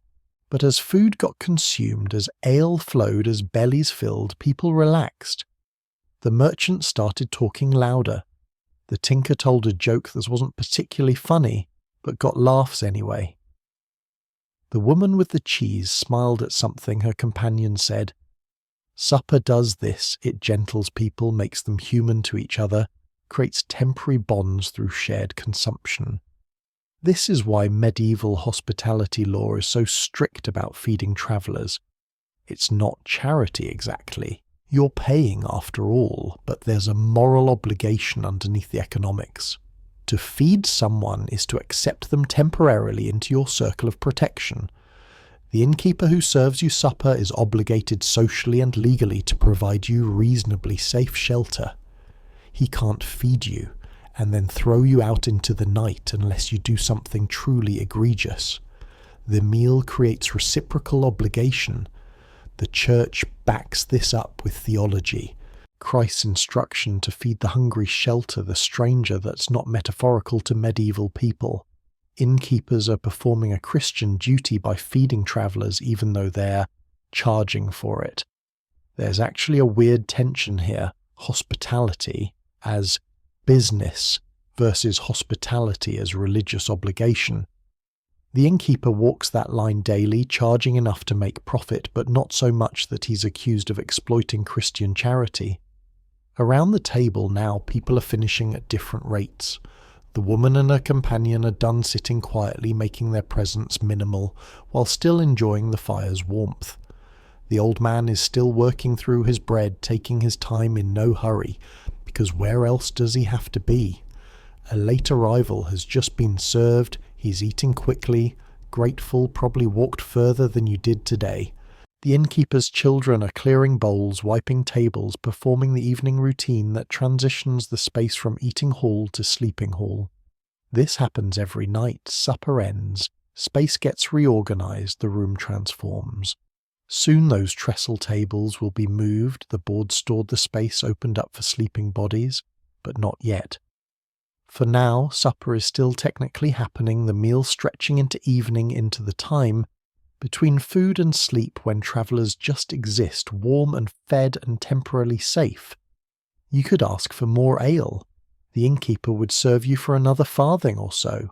You could try to buy more bread, though at this hour he'd probably say no, saving it for tomorrow. You could just sit here, occupying space you've paid for through your meal, watching the fire, listening to conversations, letting your body recover from the day's walking. This is supper's real gift, not just calories, but time. Time to rest, to warm up, to remember what it feels like to not be moving, not be cold, not be hungry. The food was basic, sure, but the experience, the sitting, the warmth, the companionship of strangers who aren't actively threatening you, that's what you paid for. That's what makes the penny worth it. The fire pops, someone laughs. The innkeeper's wife disappears into the back room and returns with an armful of blankets. Supper is ending. The next phase begins, but for this moment you're full, warm and alive. Supper has done its job. You've just swallowed your last piece of bread when you remember it's Friday. Or wait, is it Friday? You've been travelling for days, the calendar has blurred into a sequence of cold mornings and colder nights, and you genuinely can't remember what day of the week it is. This matters more than you think, because the medieval calendar doesn't just organise time, it controls what you're allowed to eat, and breaking those rules can cost you your soul. Or at least that's what the Church says. Let's say it is Friday. If you'd arrived at this inn on a Friday, that stew you just ate completely different. No pork, no meat of any kind. Because Friday is the day Christ died on the cross, and you honour that sacrifice by abstaining from flesh. Not just red meat, all meat. Beef, pork, chicken, mutton, game, everything that once had lungs and walked on land. The prohibition is absolute, enforced by religious law, social pressure, and genuine fear of divine punishment. So Friday pottage is fish pottage, and fish pottage is an experience. Most inns keep dried cod on hand specifically for fast days. Cod from Iceland or Norway preserved in salt until it's more mineral than organic matter, hard as wooden planks, so thoroughly desiccated that it'll last for months or years without refrigeration. To make it edible, you soak it in water for a day or two, changing the water multiple times to leach out the salt until it softens enough to shred into pieces that can be boiled into pottage. The result tastes exactly like you'd expect fish-flavoured salt, with a texture somewhere between string and paste. The pottage becomes thin and oily, flavoured with fish fat instead of pork fat, sometimes with peas or beans for bulk, maybe some onions if you're lucky. It's not delicious. Nobody pretends it's delicious. But it's protein, it's church approved, and it keeps you alive while maintaining your soul standing with God.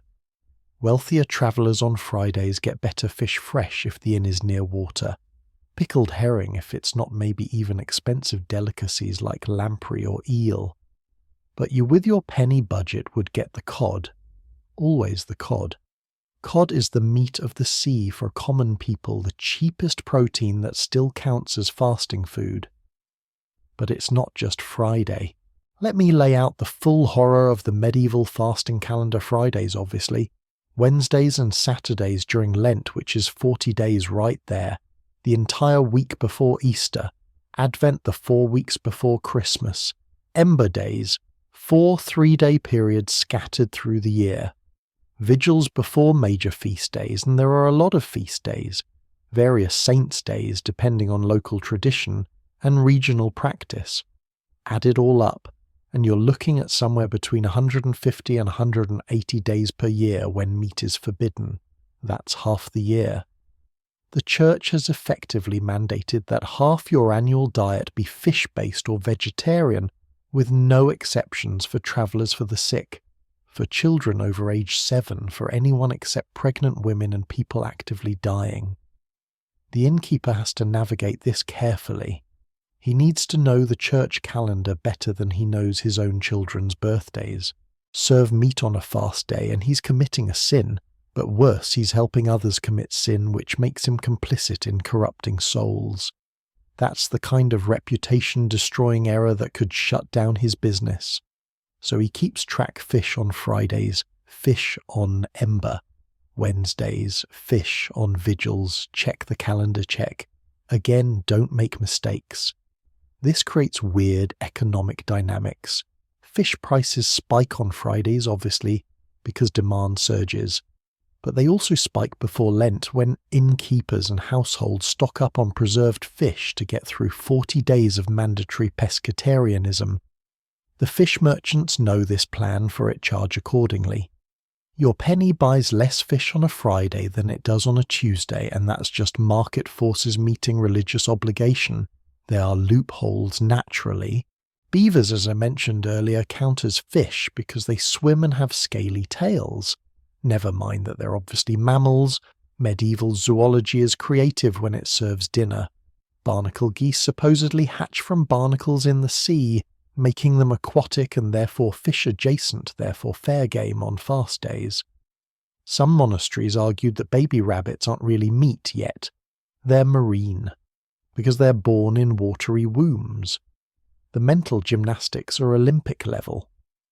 And then there's the class exemption that nobody talks about openly, but everyone understands the wealthy can buy dispensations. Pay the church enough, demonstrate sufficient piety in other ways, contribute to building a new chapel, and suddenly your household gets permission to eat meat on certain fast days for medical necessity, or noble constitution, or whatever justification the local bishop accepts along with your donation. The poor eat fish because God commands it. The rich eat fish when convenient and buy permission to eat meat when it's not. You see the merchants upstairs, the ones with the roasted chicken. On a Friday they'd be eating fish too, but better fish, fresh trout maybe, or herring that's only been pickled for a week instead of a year.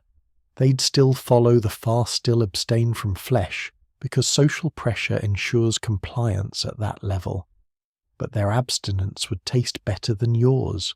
For travellers, fast days are particularly brutal because you're already living on marginal nutrition. That pork in your stew tonight that was probably 150 calories of fat and protein, maybe more. Replace it with dried cod and you're losing calories, losing fat, losing the satisfaction that comes from meat. You'll eat the fish pottage, you'll fill your belly, but you'll still feel hungry in that deep unsatisfied way that comes from insufficient fat and protein. The Church's argument is that fasting is good for the soul, that denying the flesh strengthens the spirit, that suffering brings you closer to Christ's suffering. And maybe that's true, you're not qualified to judge theological matters. But from where you're sitting, full of meat pottage on a non-Friday, you're just grateful the calendar aligned in your favour. Tomorrow you'll walk 20 miles on the strength of that pork fat. On a Friday, those same 20 miles would feel like 30, and your body would protest every step. The innkeeper's wife appears asking if anyone needs more ale. Someone asks what day tomorrow is. Saturday, she says. Relief ripples through the room. That means meat at dinner tomorrow, assuming you reach the next inn by midday. Small blessings measured in the presence or absence of pork. While you've been sitting here eating in food and feeling sorry for yourself about the basic menu, there's a whole category of travellers who aren't eating in food at all. Look around you. See anyone who looks like a serious merchant. The kind with multiple packs, guarded cargo. The air of someone who makes this journey monthly.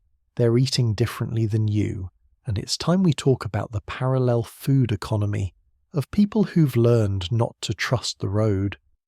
Experienced merchants and regular travellers carry what amounts to a portable kitchen.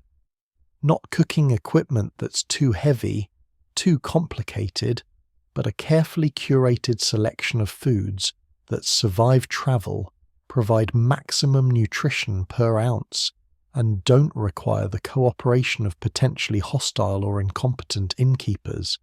These people have been robbed by bad food too many times to leave their survival to chance. Hard cheese we've covered, but there's also hard sausage salami-style preparations so dried and salted that they're basically meat-flavoured leather. You can hang them from your belt, forget about them for a week and they'll still be edible. A chunk the size of your thumb provides serious protein, and fat tastes like concentrated pig, and salt, and requires jaw muscles strong enough to chew saddle leather. Merchants gnaw on these while walking, making miles and meals simultaneously. Dried fruit is wealth in portable form. Raisins, dried apples, dried pears, these are expensive because the drying process is labour-intensive and the fruit has to be good quality to start with. But they're magic for travellers. They don't spoil, they're intensely caloric due to concentrated sugars, and they provide variety when your diet is otherwise various shades of brown. A handful of raisins is dessert medicine for scurvy and morale, boost all in one package. Nuts travel perfectly. Walnuts, hazelnuts, chestnuts, when they're in season high in fat, high in protein, require no preparation beyond cracking the shell. Merchants with good connections buy them in bulk after autumn harvest, carry them through winter and spring, eating a handful daily to supplement whatever the inns provide. The shells even serve as tinder for starting fires, so nothing's wasted. Flatbread, but not the soft kind.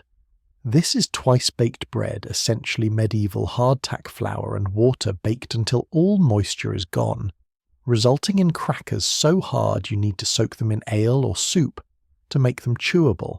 They last indefinitely. They're nutritionally basic, but they're reliable, which in the travel food economy is worth more than delicious. Oat cakes, which are similar, but made with oats cheaper than wheat available further north, equally indestructible. Scottish and Northern English travellers live on these, carrying stacks of them wrapped in cloth, eating them dry or soaked breakfast, lunch and dinner. They taste like pressed cardboard with delusions of nutrition, but they're filling, and they don't require trusting any innkeeper's pottage pot. Some merchants carry honey in small sealed containers, pottery jars with wax-sealed lids. Honey is medicine sweetener energy source, and it literally never spoils. Archaeological digs find 1,000-year-old honey that's still edible. A spoonful in ale creates a medicinal drink. A spoonful on hard bread makes it almost pleasant. A spoonful when you're exhausted and cold provides immediate energy. It's expensive, it's heavy, but serious travellers consider it essential. Dried peas and beans for travellers who plan to stop somewhere with cooking facilities. You can't eat these raw, that's a recipe for stomach agony. But if you're staying at a monastery or a large inn with guest cooking areas, you can boil them into porridge, adding your own nutrition to whatever hospitality provides. This is common among pilgrims travelling in groups where one person manages the communal food supply. Pickled everything. Pickled onions, pickled vegetables, pickled herring.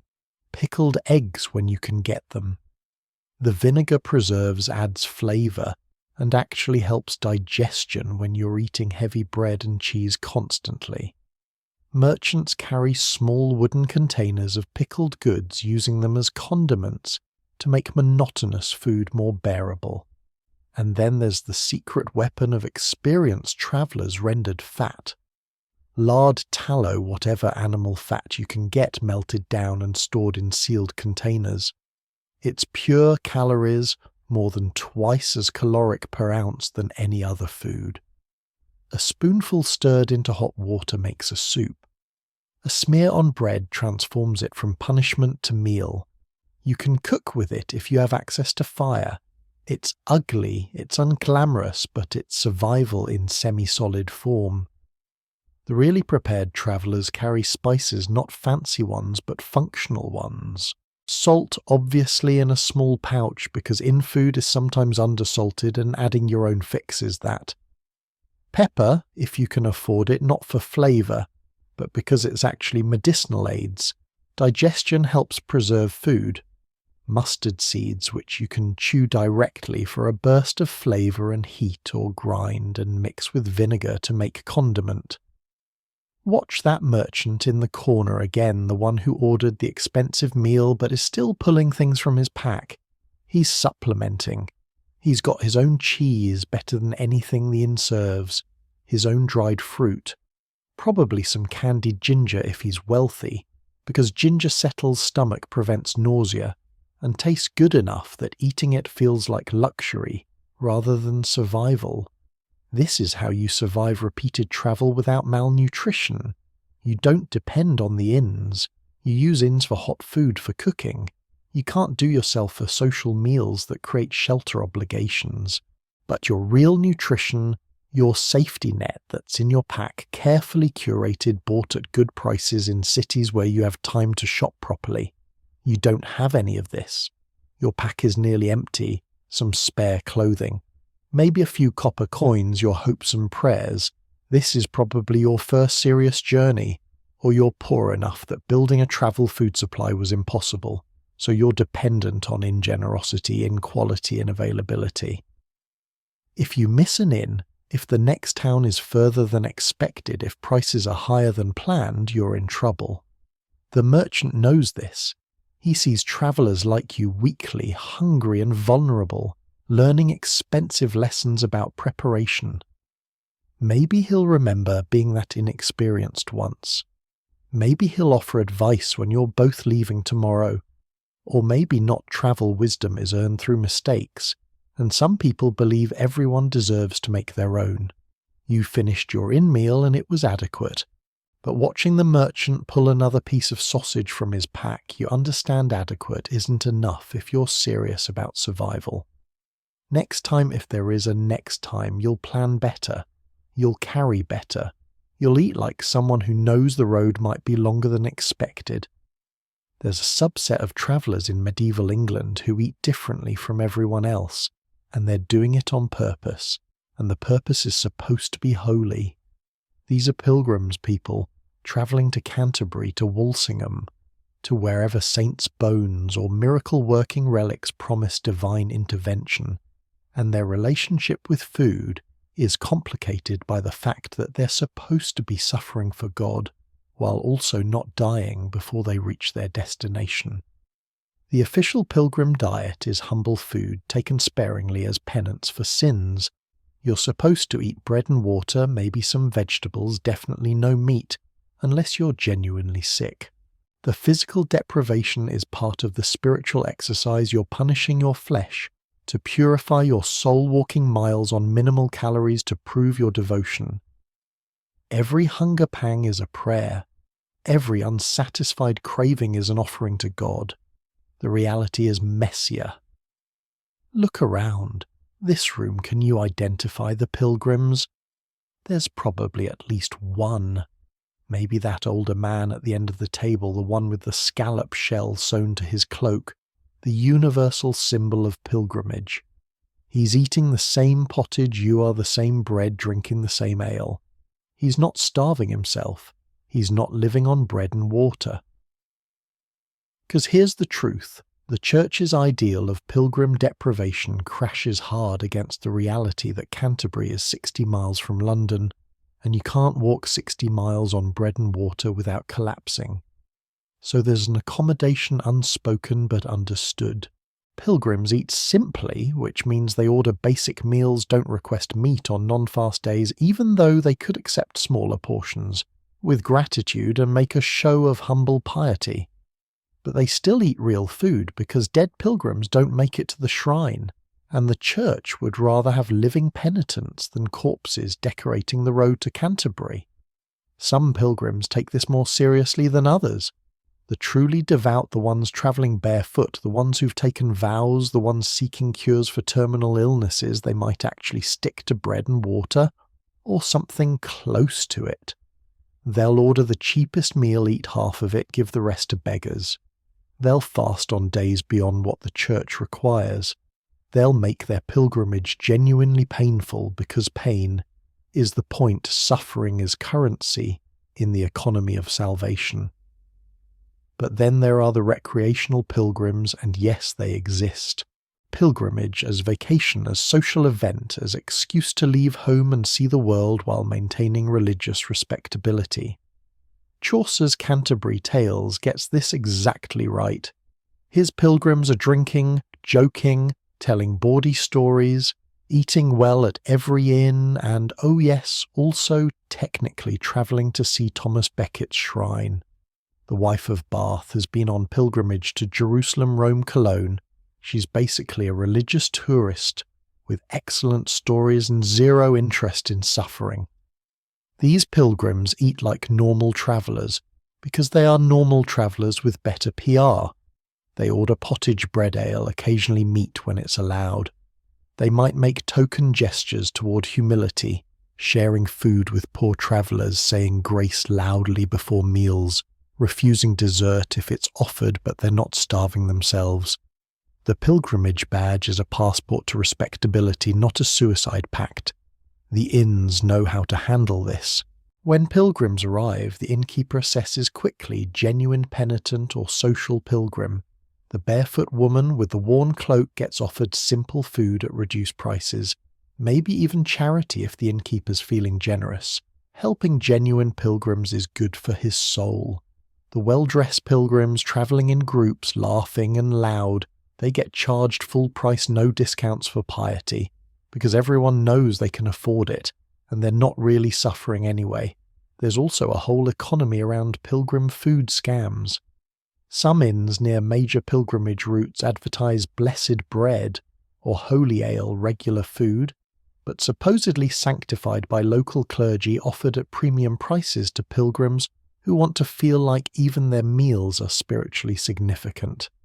It's marketing genius. Charge extra for the same pottage, call it blessed, and pilgrims pay because they've already committed to the journey's religious framing. Certain foods become associated with specific pilgrimages. Canterbury pilgrims traditionally eat fish. It's symbolic of Christianity, it's fasting food, and Canterbury is close enough to the coast that fresh fish is actually available. Walsingham pilgrims drink from a specific holy well water that's supposedly miraculous, though it tastes like regular well water with better branding. Compostela pilgrims in Spain carry scallop shells that double as drinking cups, and eating bowls practical and symbolic. The really interesting dynamic is group pilgrimage feeding. When pilgrims travel in organised groups common for safety and social reasons, they often pool resources. Everyone contributes money to a communal fund. One person manages the food purchases they eat together, share equally. This creates bonding, ensures nobody gets left behind due to poverty, and also means you're eating whatever the group decides, like it or not. Democracy in action, medieval style. Some pilgrim groups carry their own food supplies extensively, avoiding inns when possible, to save money and maintain purity. They'll stop at monasteries that offer hospitality or camp outdoors, cooking communal meals over fires, singing hymns while the pottage boils. This is pilgrimage as camping trip, spiritually justified roughing it, and the food is basic but shared with such intentional piety that it feels holy even when it's just beans and stale bread. The Church encourages this communal suffering through food. There are sermons about how eating together as pilgrims mirrors the Last Supper, how sharing food creates spiritual brotherhood, how humble meals please God more than rich feasts. And honestly, there's something to it. You do bond with people when you're all eating the same mediocre food and pretending it's a spiritual experience. But back to the man with the scallop shell. You watch him finish his meal, and he pulls out a small prayer book, mutters something over his empty bowl, crosses himself. Performance or genuine devotion? Probably both. He's eaten the same food as you, same pottage, same bread, same ale, but he's framed it as holy sustenance, pilgrim fuel food in service of higher purpose. Meanwhile, you just had dinner. Same calories, different meaning. Tomorrow he'll walk the same roads you walk, but he'll walk them as pilgrimage, and somehow that makes the hunger between meals more bearable, more meaningful. The food isn't better, the inns aren't nicer, but the story he's telling himself about why he's hungry, that's worth something. That's the difference between travelling and pilgrimage, not what you eat, but why you're willing to eat poorly and call it holy. You're full now, warm, relatively content, and starting to think about sleep. But let me tell you about the other option, the one that desperate or adventurous or stupid travellers take when inns are too expensive, too far, or too full eating.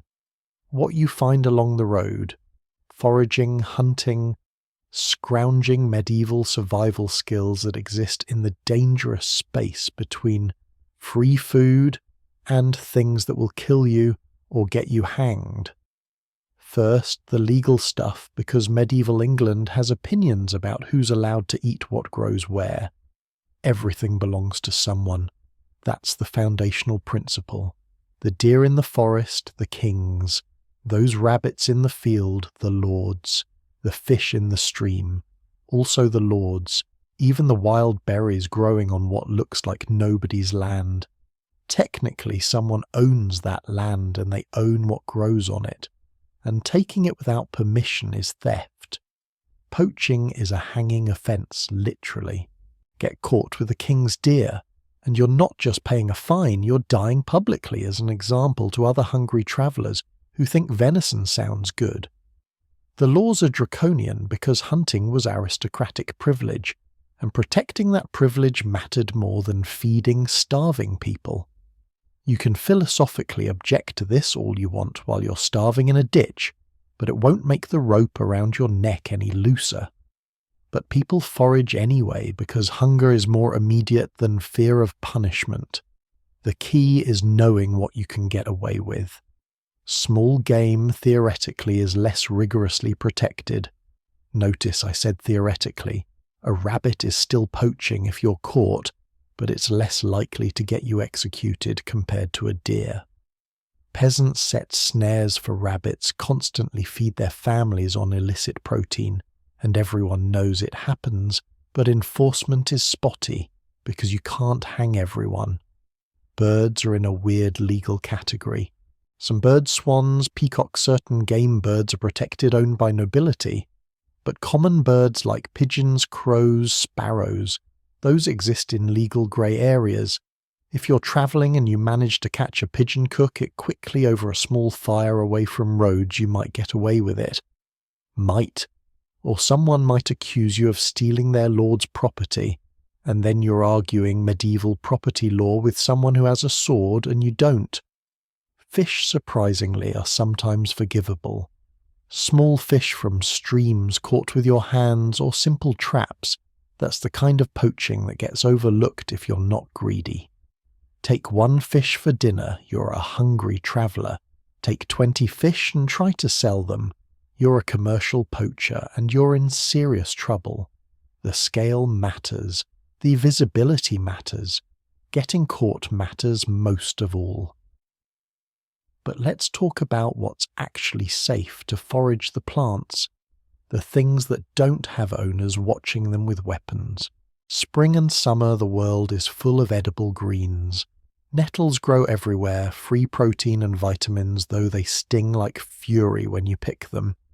Boil them and the sting disappears, leaving you with something like spinach slightly bitter, genuinely nutritious. Peasants eat nettles constantly. Travellers who know plants eat them too. Dandelions, before they flower, are edible leaves in salads. Roots roasted as vegetables. They're weeds, they're everywhere, nobody guards them. Wild garlic grows in damp woods. Unmistakable smell adds flavour to whatever you're cooking. Sorrel chickweed, wild onions. There's a whole catalogue of weeds that are actually food if you know what you're looking at and you're hungry enough to care. Berries in late summer and autumn, blackberries along hedgerows, wild strawberries in fields. Elderberries if you know they need to be cooked first.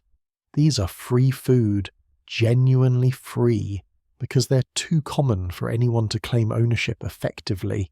You can fill your stomach on blackberries, stain your hands purple, and nobody will arrest you for it. This is subsistence foraging at its finest. Mushrooms are Russian roulette. Some are delicious and nutritious.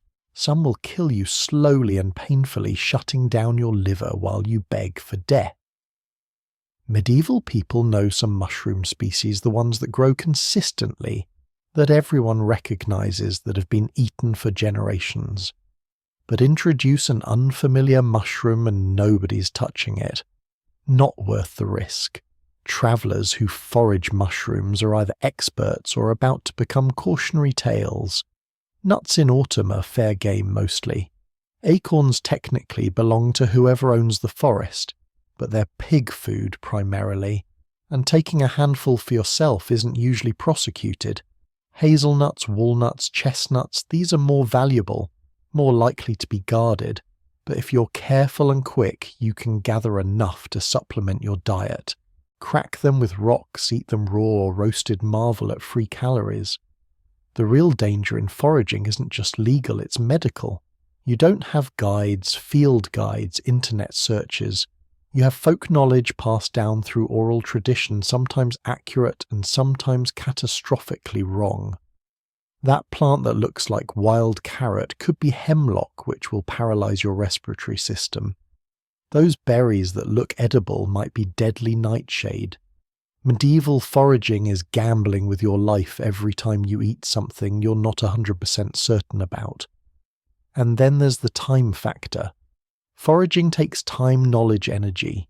If you're trying to make 20 miles before nightfall, you can't spend 3 hours searching hedgerows for blackberries. The opportunity cost is real. Most travellers stick to inns precisely because foraging is uncertain, time-consuming, and potentially lethal. You pay a penny for guaranteed food rather than gamble hours for possible food that might kill you. But desperate times create desperate foragers. If you've run out of money, if the next inn is too far, if you miscalculated and you're starving, then yes, you'll try foraging. You'll look for nettles, for edible greens, for anything that might be food. You'll risk eating mushrooms you're not sure about. You'll set snares for rabbits and pray nobody catches you. You'll do what humans have always done when the choice is risk or starvation. The traveller's hierarchy of food security goes like this. Inns with hot meals are safest, most expensive. Your own carried supplies are cheaper, but finite. Foraging is free, but dangerous, time-consuming, legally questionable. Poaching is effective protein, but potentially fatal if caught. And at the bottom, actual starvation, which is always an option nobody wants, but some people meet anyway. Right now, sitting here with your belly full of pottage foraging seems theoretical, something other people do. But tomorrow, if you walk further than expected, if the next inn is closed, if your remaining pennies aren't enough, suddenly those nettles by the roadside start looking less like weeds and more like dinner. And you'll understand why every medieval traveller learns at least basic plant identification, not from curiosity, but from the practical reality that inns aren't always there when you need them. Let me tell you about the worst time to be a traveller eating at medieval inns, and we're talking about the period that turns innkeepers into defensive hoarders and pottage into philosophical questions about what constitutes food. It's late winter, February, early March, the weeks when last year's harvest is running critically low, and this year's crops are still months away from maturity. This is the hungry gap, the starving time, the season when what did travellers eat becomes, did travellers eat at all? Imagine arriving at this same inn but in February instead of November. The door opens the same way, but the smell is different, thinner, less rich, more smoke than food. The pottage pot is still there, still simmering, but when you look inside, it's mostly water with memories of vegetables floating in it. The turnips are withered things that were pulled from storage 3 months ago, stored in damp cellars, slowly rotting from the inside while trying to hold on to enough structure to count as food. They taste of earth and decay and desperation. The barley's nearly gone. What's left at the bottom of the storage sacks is mixed with dust chaff, possibly mouse droppings that you'll pretend not to notice. The innkeeper's wife stretches it with whatever she can grind, dried peas ground to powder, acorns leached of tannins and milled into bitter flour, even bark from certain trees if things are truly desperate. The resulting pottage is grey, gritty, and sits in your stomach like wet sand, filling space without providing much actual nutrition. Meat. In February you're joking. The meat that exists is salt pork from October's slaughter, so heavily preserved that it's more salt than pork, and the innkeeper's rationing it fiercely. What you get if you're lucky is a piece the size of your thumbnail less meat, than reminder that meat exists somewhere in the world. The fat has been rendered out for cooking, and light animal fat is too valuable in winter to waste on travellers' stew. You get the lean scraps, tough and salty, chewed slowly to make them last. The bread in February is a different creature entirely. The wheat stores are depleted, reserved for the wealthy and the innkeeper's family. What you're eating is maslin at best, wheat, and rye mixed, but more likely it's pure rye, or even bean flour ground from dried legumes, heavy and dark and so dense it could be used as building material. It sits in your gut like a stone. It's filling in the way that eating clay would be filling. But its calories, its bulk, and bulk prevents your stomach from eating itself, so you're grateful for it, even as you struggle to chew through the crust. The ale is thinner too. The innkeeper's been watering it progressively as winter drags on, stretching his stores to make them last until spring brewing becomes possible again. What you're drinking is more water than ale barely fermented, almost certainly harbouring bacteria that in summer would be killed by higher alcohol content. You'll drink it anyway. You'll drink it and hope your stomach is strong enough to handle whatever's swimming in there. Prices have changed. That penny that bought you a full bowl in November, in February it buys you half as much and the innkeeper doesn't apologise for it. Supply and demand medieval style. He's got limited food, unlimited demand from desperate travellers, and he's calculating how to make his stores last until spring, planting spring harvest, the return of actual food. If you can't pay, if you can't afford the inflated prices, there are other travellers behind you who can, or who'll die trying. This is when you see real desperation. Travellers arriving with nothing, begging for scraps. The innkeeper's wife sweeping the floor and finding travellers eating the crumbs that fall. People arguing over who gets the last piece of bread, fights breaking out over food in ways that don't happen during seasons of plenty. The social contract of the inn phrase when everyone's hungry, when sharing means you go without, when charity might mean your own children starve. Some inns simply close in late winter. The innkeeper calculates not enough food to feed travellers, and family, both roads are bad anyway. Fewer travellers willing to risk winter journeys. Better to close conserve resources, survive until spring reopens business.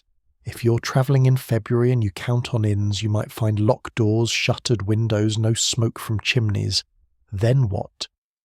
Then you're foraging in frozen ground for plants that don't exist. Or you're walking faster, hungrier, hoping the next town has an inn that's still operating. The class divide becomes more visible in winter. That wealthy merchant, he's still eating relatively well, because he's paying 5 times normal rates, because the innkeeper has a hidden stash of better food for customers who can afford it, because money still buys privilege even during famine. But you with your single penny, you're getting survival rations, and the innkeeper's face says clearly, be grateful you're getting anything at all. Churches and monasteries become crucial during the hungry gap. They're required by religious law to feed the poor, to provide charity, to not let people starve on their doorsteps. Many travellers route themselves through monastery towns in February, knowing that religious obligation might provide what commerce cannot. The food is basic bread and water, thin soup, maybe some dried fish, but it's free, and free food in February is worth more than feast food in September. There's also the health crisis that accompanies winter food scarcity. Scurvy starts appearing, bleeding gums, weakness, old wounds, reopening because the diet has been devoid of fresh vegetables for months. The medieval people don't understand vitamin C deficiency, but they understand that people get sick in late winter, that weakness spreads, that travellers collapse on roads more frequently, as February turns to March. Some of it's malnutrition, some is disease taking advantage of weakened immune systems, all of it is made worse by inadequate food. And then finally spring. March gives way to April, early plants start appearing. Nettles push through the soil first, fresh green in months.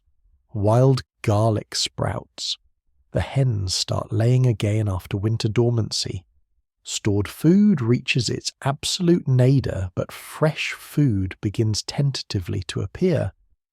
The innkeeper's wife forages aggressively, adding greens to the pottage, cutting the stored grain with fresh vegetation, creating meals that taste like hope after months of despair. By May, the hungry gap has closed. Not fully, the real harvest is still months away, but the worst has passed. New foods appear: early peas, spring lambs, fresh milk from cows who've birthed calves. The pottage pot transforms from survival minimum to actual sustenance. Prices drop slightly. Travellers stop looking quite so desperate. The inn remembers how to be welcoming instead of defensive. But February is when you understand that medieval food security is a thin veneer over potential catastrophe, when you realise that the abundance of autumn and the adequacy of November are temporary gifts that winter strips away, leaving travellers and innkeepers alike scrambling to survive until the earth produces again.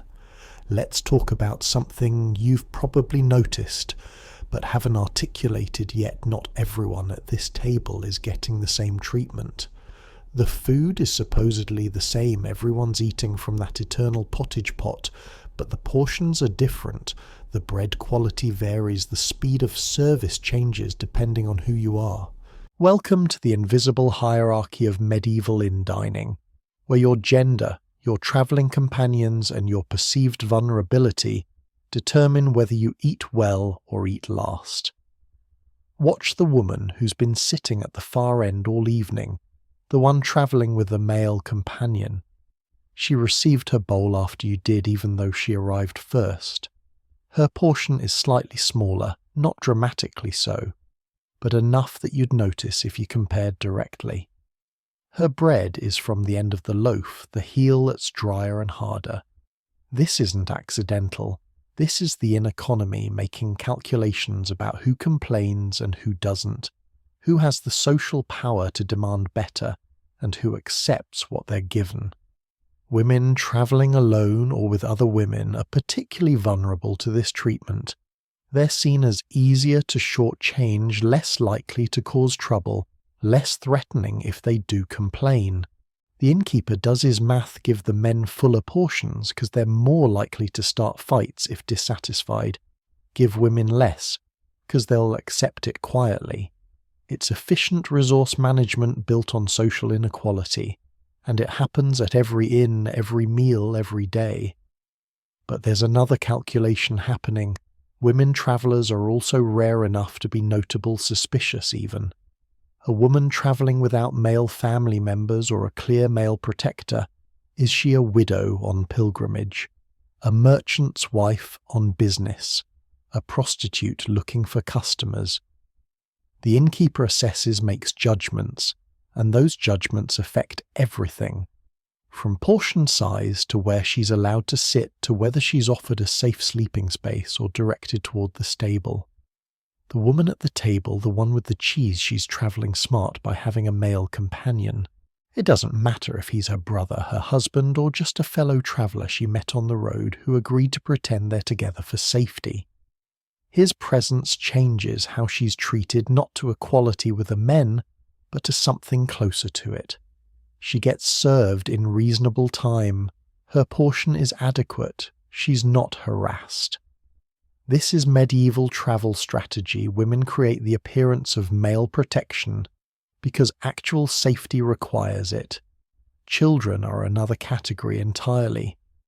If a family's travelling with children, the children eat last and least, not because the innkeeper's cruel, but because medieval childhood operates under different rules than modern childhood. Children are small adults who eat small portions and don't complain.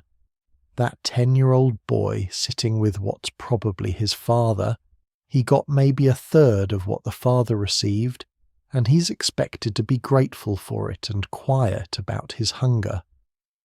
But there's humanity in it too sometimes. Watch the innkeeper's wife when she thinks nobody's paying attention. She slips the young boy an extra piece of bread.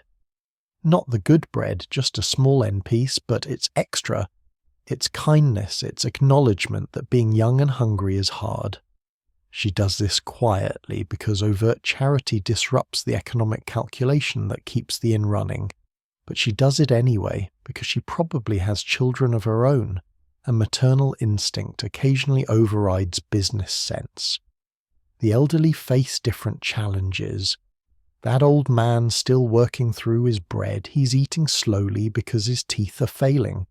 And chewing is difficult, but also because if he finishes too quickly, he might not have the courage to ask for more, and if he doesn't ask, he goes hungry, and if he goes hungry at his age, he might not make it to the next town. The innkeeper watches him with something between pity and calculation. Old travellers are bad business, they eat slowly, they occupy space for longer, they might die on your floor and create all sorts of legal and spiritual problems, but they're also someone's grandfather, and most innkeepers have enough humanity left to not actively starve them. The truly poor, the ones who aren't travellers so much as wanderers, the ones with nothing who arrive begging they get whatever scraps remain. They don't get bowls, they don't sit at tables, they stand near the fire if they're allowed inside at all, and when everyone else has finished, the innkeeper's wife might give them bread, soaked in the pot's residue, might let them drink the water used for rinsing bowls. It's charity, technically, though it's also the absolute minimum required to avoid being labelled heartless by the community. And then there are the exceptions that prove the rules. A pregnant woman travelling, she gets priority better food concern for her health, not because medieval people are particularly feminist, but because pregnant women carry the future, and there's genuine fear that mistreating them brings bad luck or divine punishment. She'll get fuller portions, fresher bread, actual concern about whether she's eating enough. The sick and injured occupy another special category. If you're visibly ill-wounded, fevered, you might get special food. Thin gruel instead of heavy pottage, watered wine instead of ale, soft bread that's easier to digest. This is partly compassion, partly practical sick travellers who worsen on your watch are bad for business, and partly religious obligation because Christ commanded feeding the sick, and innkeepers take that seriously enough to comply even when it's expensive. Status matters too, obviously. That merchant upstairs eating his roasted chicken, he's getting served first, getting better food, getting respect regardless of gender. Money and status override nearly all other categories. A wealthy woman travelling with servants gets treated better than a poor man travelling alone. The hierarchy is complex wealth, above gender, above age, above health status, but with exceptions for pregnancy, severe illness, and whoever the innkeeper personally likes. You're somewhere in the middle of all this, not wealthy enough for special treatment, not poor enough for charity, not vulnerable enough for pity, not threatening enough for priority. You're getting exactly what you paid for, no more, no less, and that's actually a privileged position. You're invisible in the best way possible, neither exploited nor elevated, just another traveller eating adequate food at fair prices, which means the system is working as designed. But you see it now, don't you? The woman still eating slowly at the far end. The child who finished his small portion 10 minutes ago and is still hungry. The old man struggling with bread his teeth can barely handle. The beggar outside who won't eat at all unless charity manifests. You're all in the same room, all technically eating dinner, but experiencing completely different meals based on who you are and how the world values that. Now we need to talk about something that sounds completely insane to your modern sensibilities, but is deadly serious to everyone in this room. The idea that food isn't just food, that what you eat affects not just your hunger, but your entire physical and spiritual balance, that the wrong meal can literally make you sick. Welcome to humoral theory, the medieval medical framework that turns every dinner into a pharmaceutical negotiation. Here's the basic idea, and I promise it's going to sound ridiculous. The body contains 4 humours: blood phlegm, yellow bile, and black bile. These need to be balanced for health. Every food has properties: hot, cold, wet, dry, and eating them changes your humoral balance. Eat too many cold foods and you'll become phlegmatic, sluggish, possibly ill. Eat too many hot foods and you'll become choleric, aggressive, feverish. The goal is balance through careful food selection. This isn't fringe belief. This is mainstream medieval medicine, accepted by everyone from peasants to physicians. The innkeeper's wife, when she's making that pottage, is thinking about humoral balance, whether she knows the technical terms or not. That's why she adds onions. They're hot and dry, balancing the cold and moist nature of the turnips. That's why she serves ale with meals. Ale is warming, counteracting the cooling effect of water-heavy vegetables. Fish, remember, is cold and moist. That's why on Fridays, when you're required to eat fish, you're also supposed to drink wine or strong ale. These are hot and dry, providing balance. Eating cold fish with cold water would create dangerous humoral imbalance, potentially causing phlegmatic diseases, cold's weakness. The Church's dietary rules and medical theory align perfectly because they're both operating from the same theoretical framework. Different foods require different preparations based on their humoral properties. Pork is hot and moist, which makes it potentially dangerous if eaten in excess. It could create too much blood, leading to fevers or lustful thoughts. But when you boil it in pottage with cooling vegetables, you're tempering its heat, making it safer. Roasted meat is hotter than boiled meat. The fire adds heat properties, so roasted pork is for cold weather or people with cold constitutions, while boiled pork is safer for general consumption. Spices enter this calculation too, which is another reason they're not just expensive but medically significant. Pepper is extremely hot and dry, which means using it therapeutically can help balance cold-wet conditions, which is why it's prescribed for winter ailments, for sluggish digestion, for people suffering from excessive phlegm. But using pepper carelessly, especially in summer, or for people with hot constitutions, could create dangerous overheating. Your personal constitution matters enormously. Are you sanguine, phlegmatic, choleric, or melancholic? This is determined by which humour naturally dominates your body, and it's supposedly visible in your complexion, your temperament, your physical build. A sanguine person, ruddy, cheerful, energetic, needs different food than a phlegmatic person, pale, slow, calm. The same meal affects them differently based on their baseline humoral state. Season matters too. Winter is cold and wet, so you need hot, dry foods to counterbalance. That's why winter meals are heavier, fattier, more meat-based. The heat and dryness of meat combat winter's cold wetness. Summer is hot and dry, so you need cooling, moistening foods, fresh fruits, vegetables, less meat. The inn's menu theoretically shifts with seasons not just because of availability but because of medical necessity. Age affects your humoral requirements.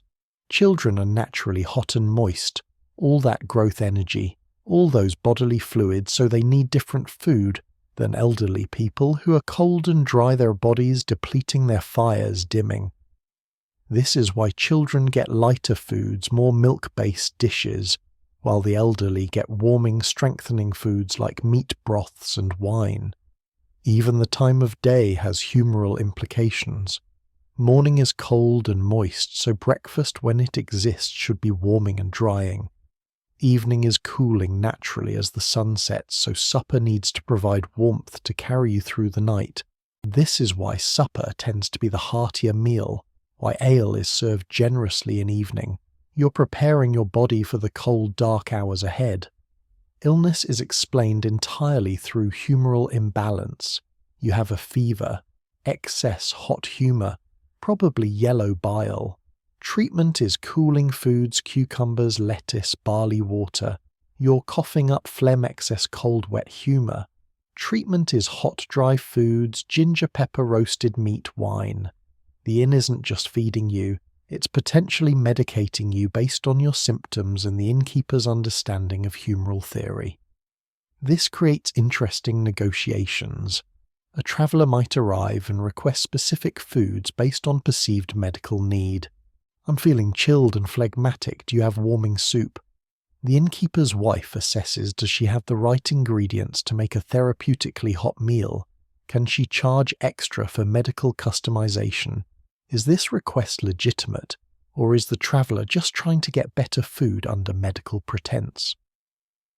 Some travellers carry their own medicinal food additions. Small pouches of ginger-dried hot peppers, other warming spices not for flavour primarily, but for medicinal balancing. When they feel their humours getting imbalanced, too much cold food, too much travel in wet weather, they add their own heat therapeutically trying to maintain health through dietary intervention. The fascinating part is that some of this accidentally works.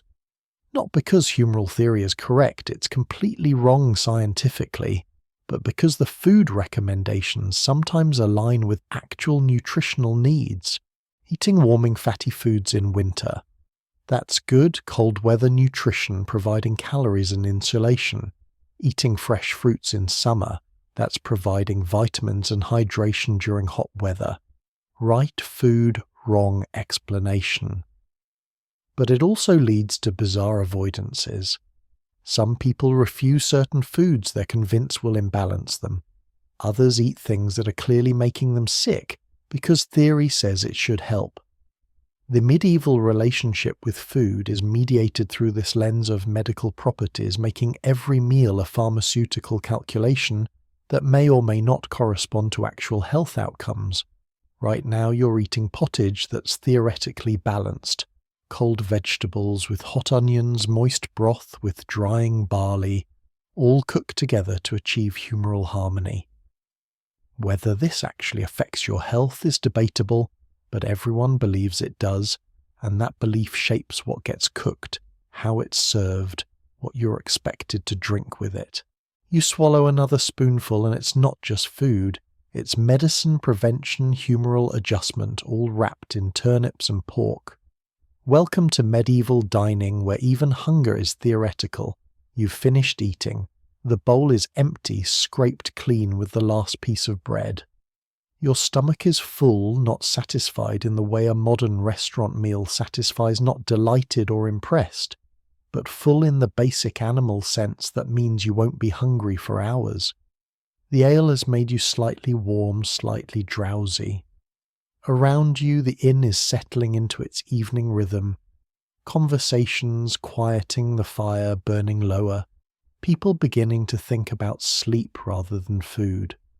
Let's talk about what you're taking away from this meal, because it's more than just calories. You've consumed maybe 800 to 1,000 calories total, the pottage, the bread, the ale combined. That's substantial enough to fuel tomorrow's walking, enough to repair today's muscle damage, enough to keep your body functioning through the cold night ahead. But you've also consumed something else, the experience of being fed, of being part of a temporary community, of being warm and safe while darkness gathers outside. The memory of this meal will stay with you differently than memories of modern meals. You won't remember specific flavors, everything tasted basically like salt turnip and survival. But you'll remember the warmth, the feeling of your stomach expanding, the hunger pangs finally stopping the way the ale made your limbs heavy and your thoughts slow. You'll remember the face of the woman with the cheese, the sound of the merchants arguing about wool, the way the fire made shadows dance on the walls. This meal has also taught you things whether you realize it or not. You've learned what a penny buys on this particular road.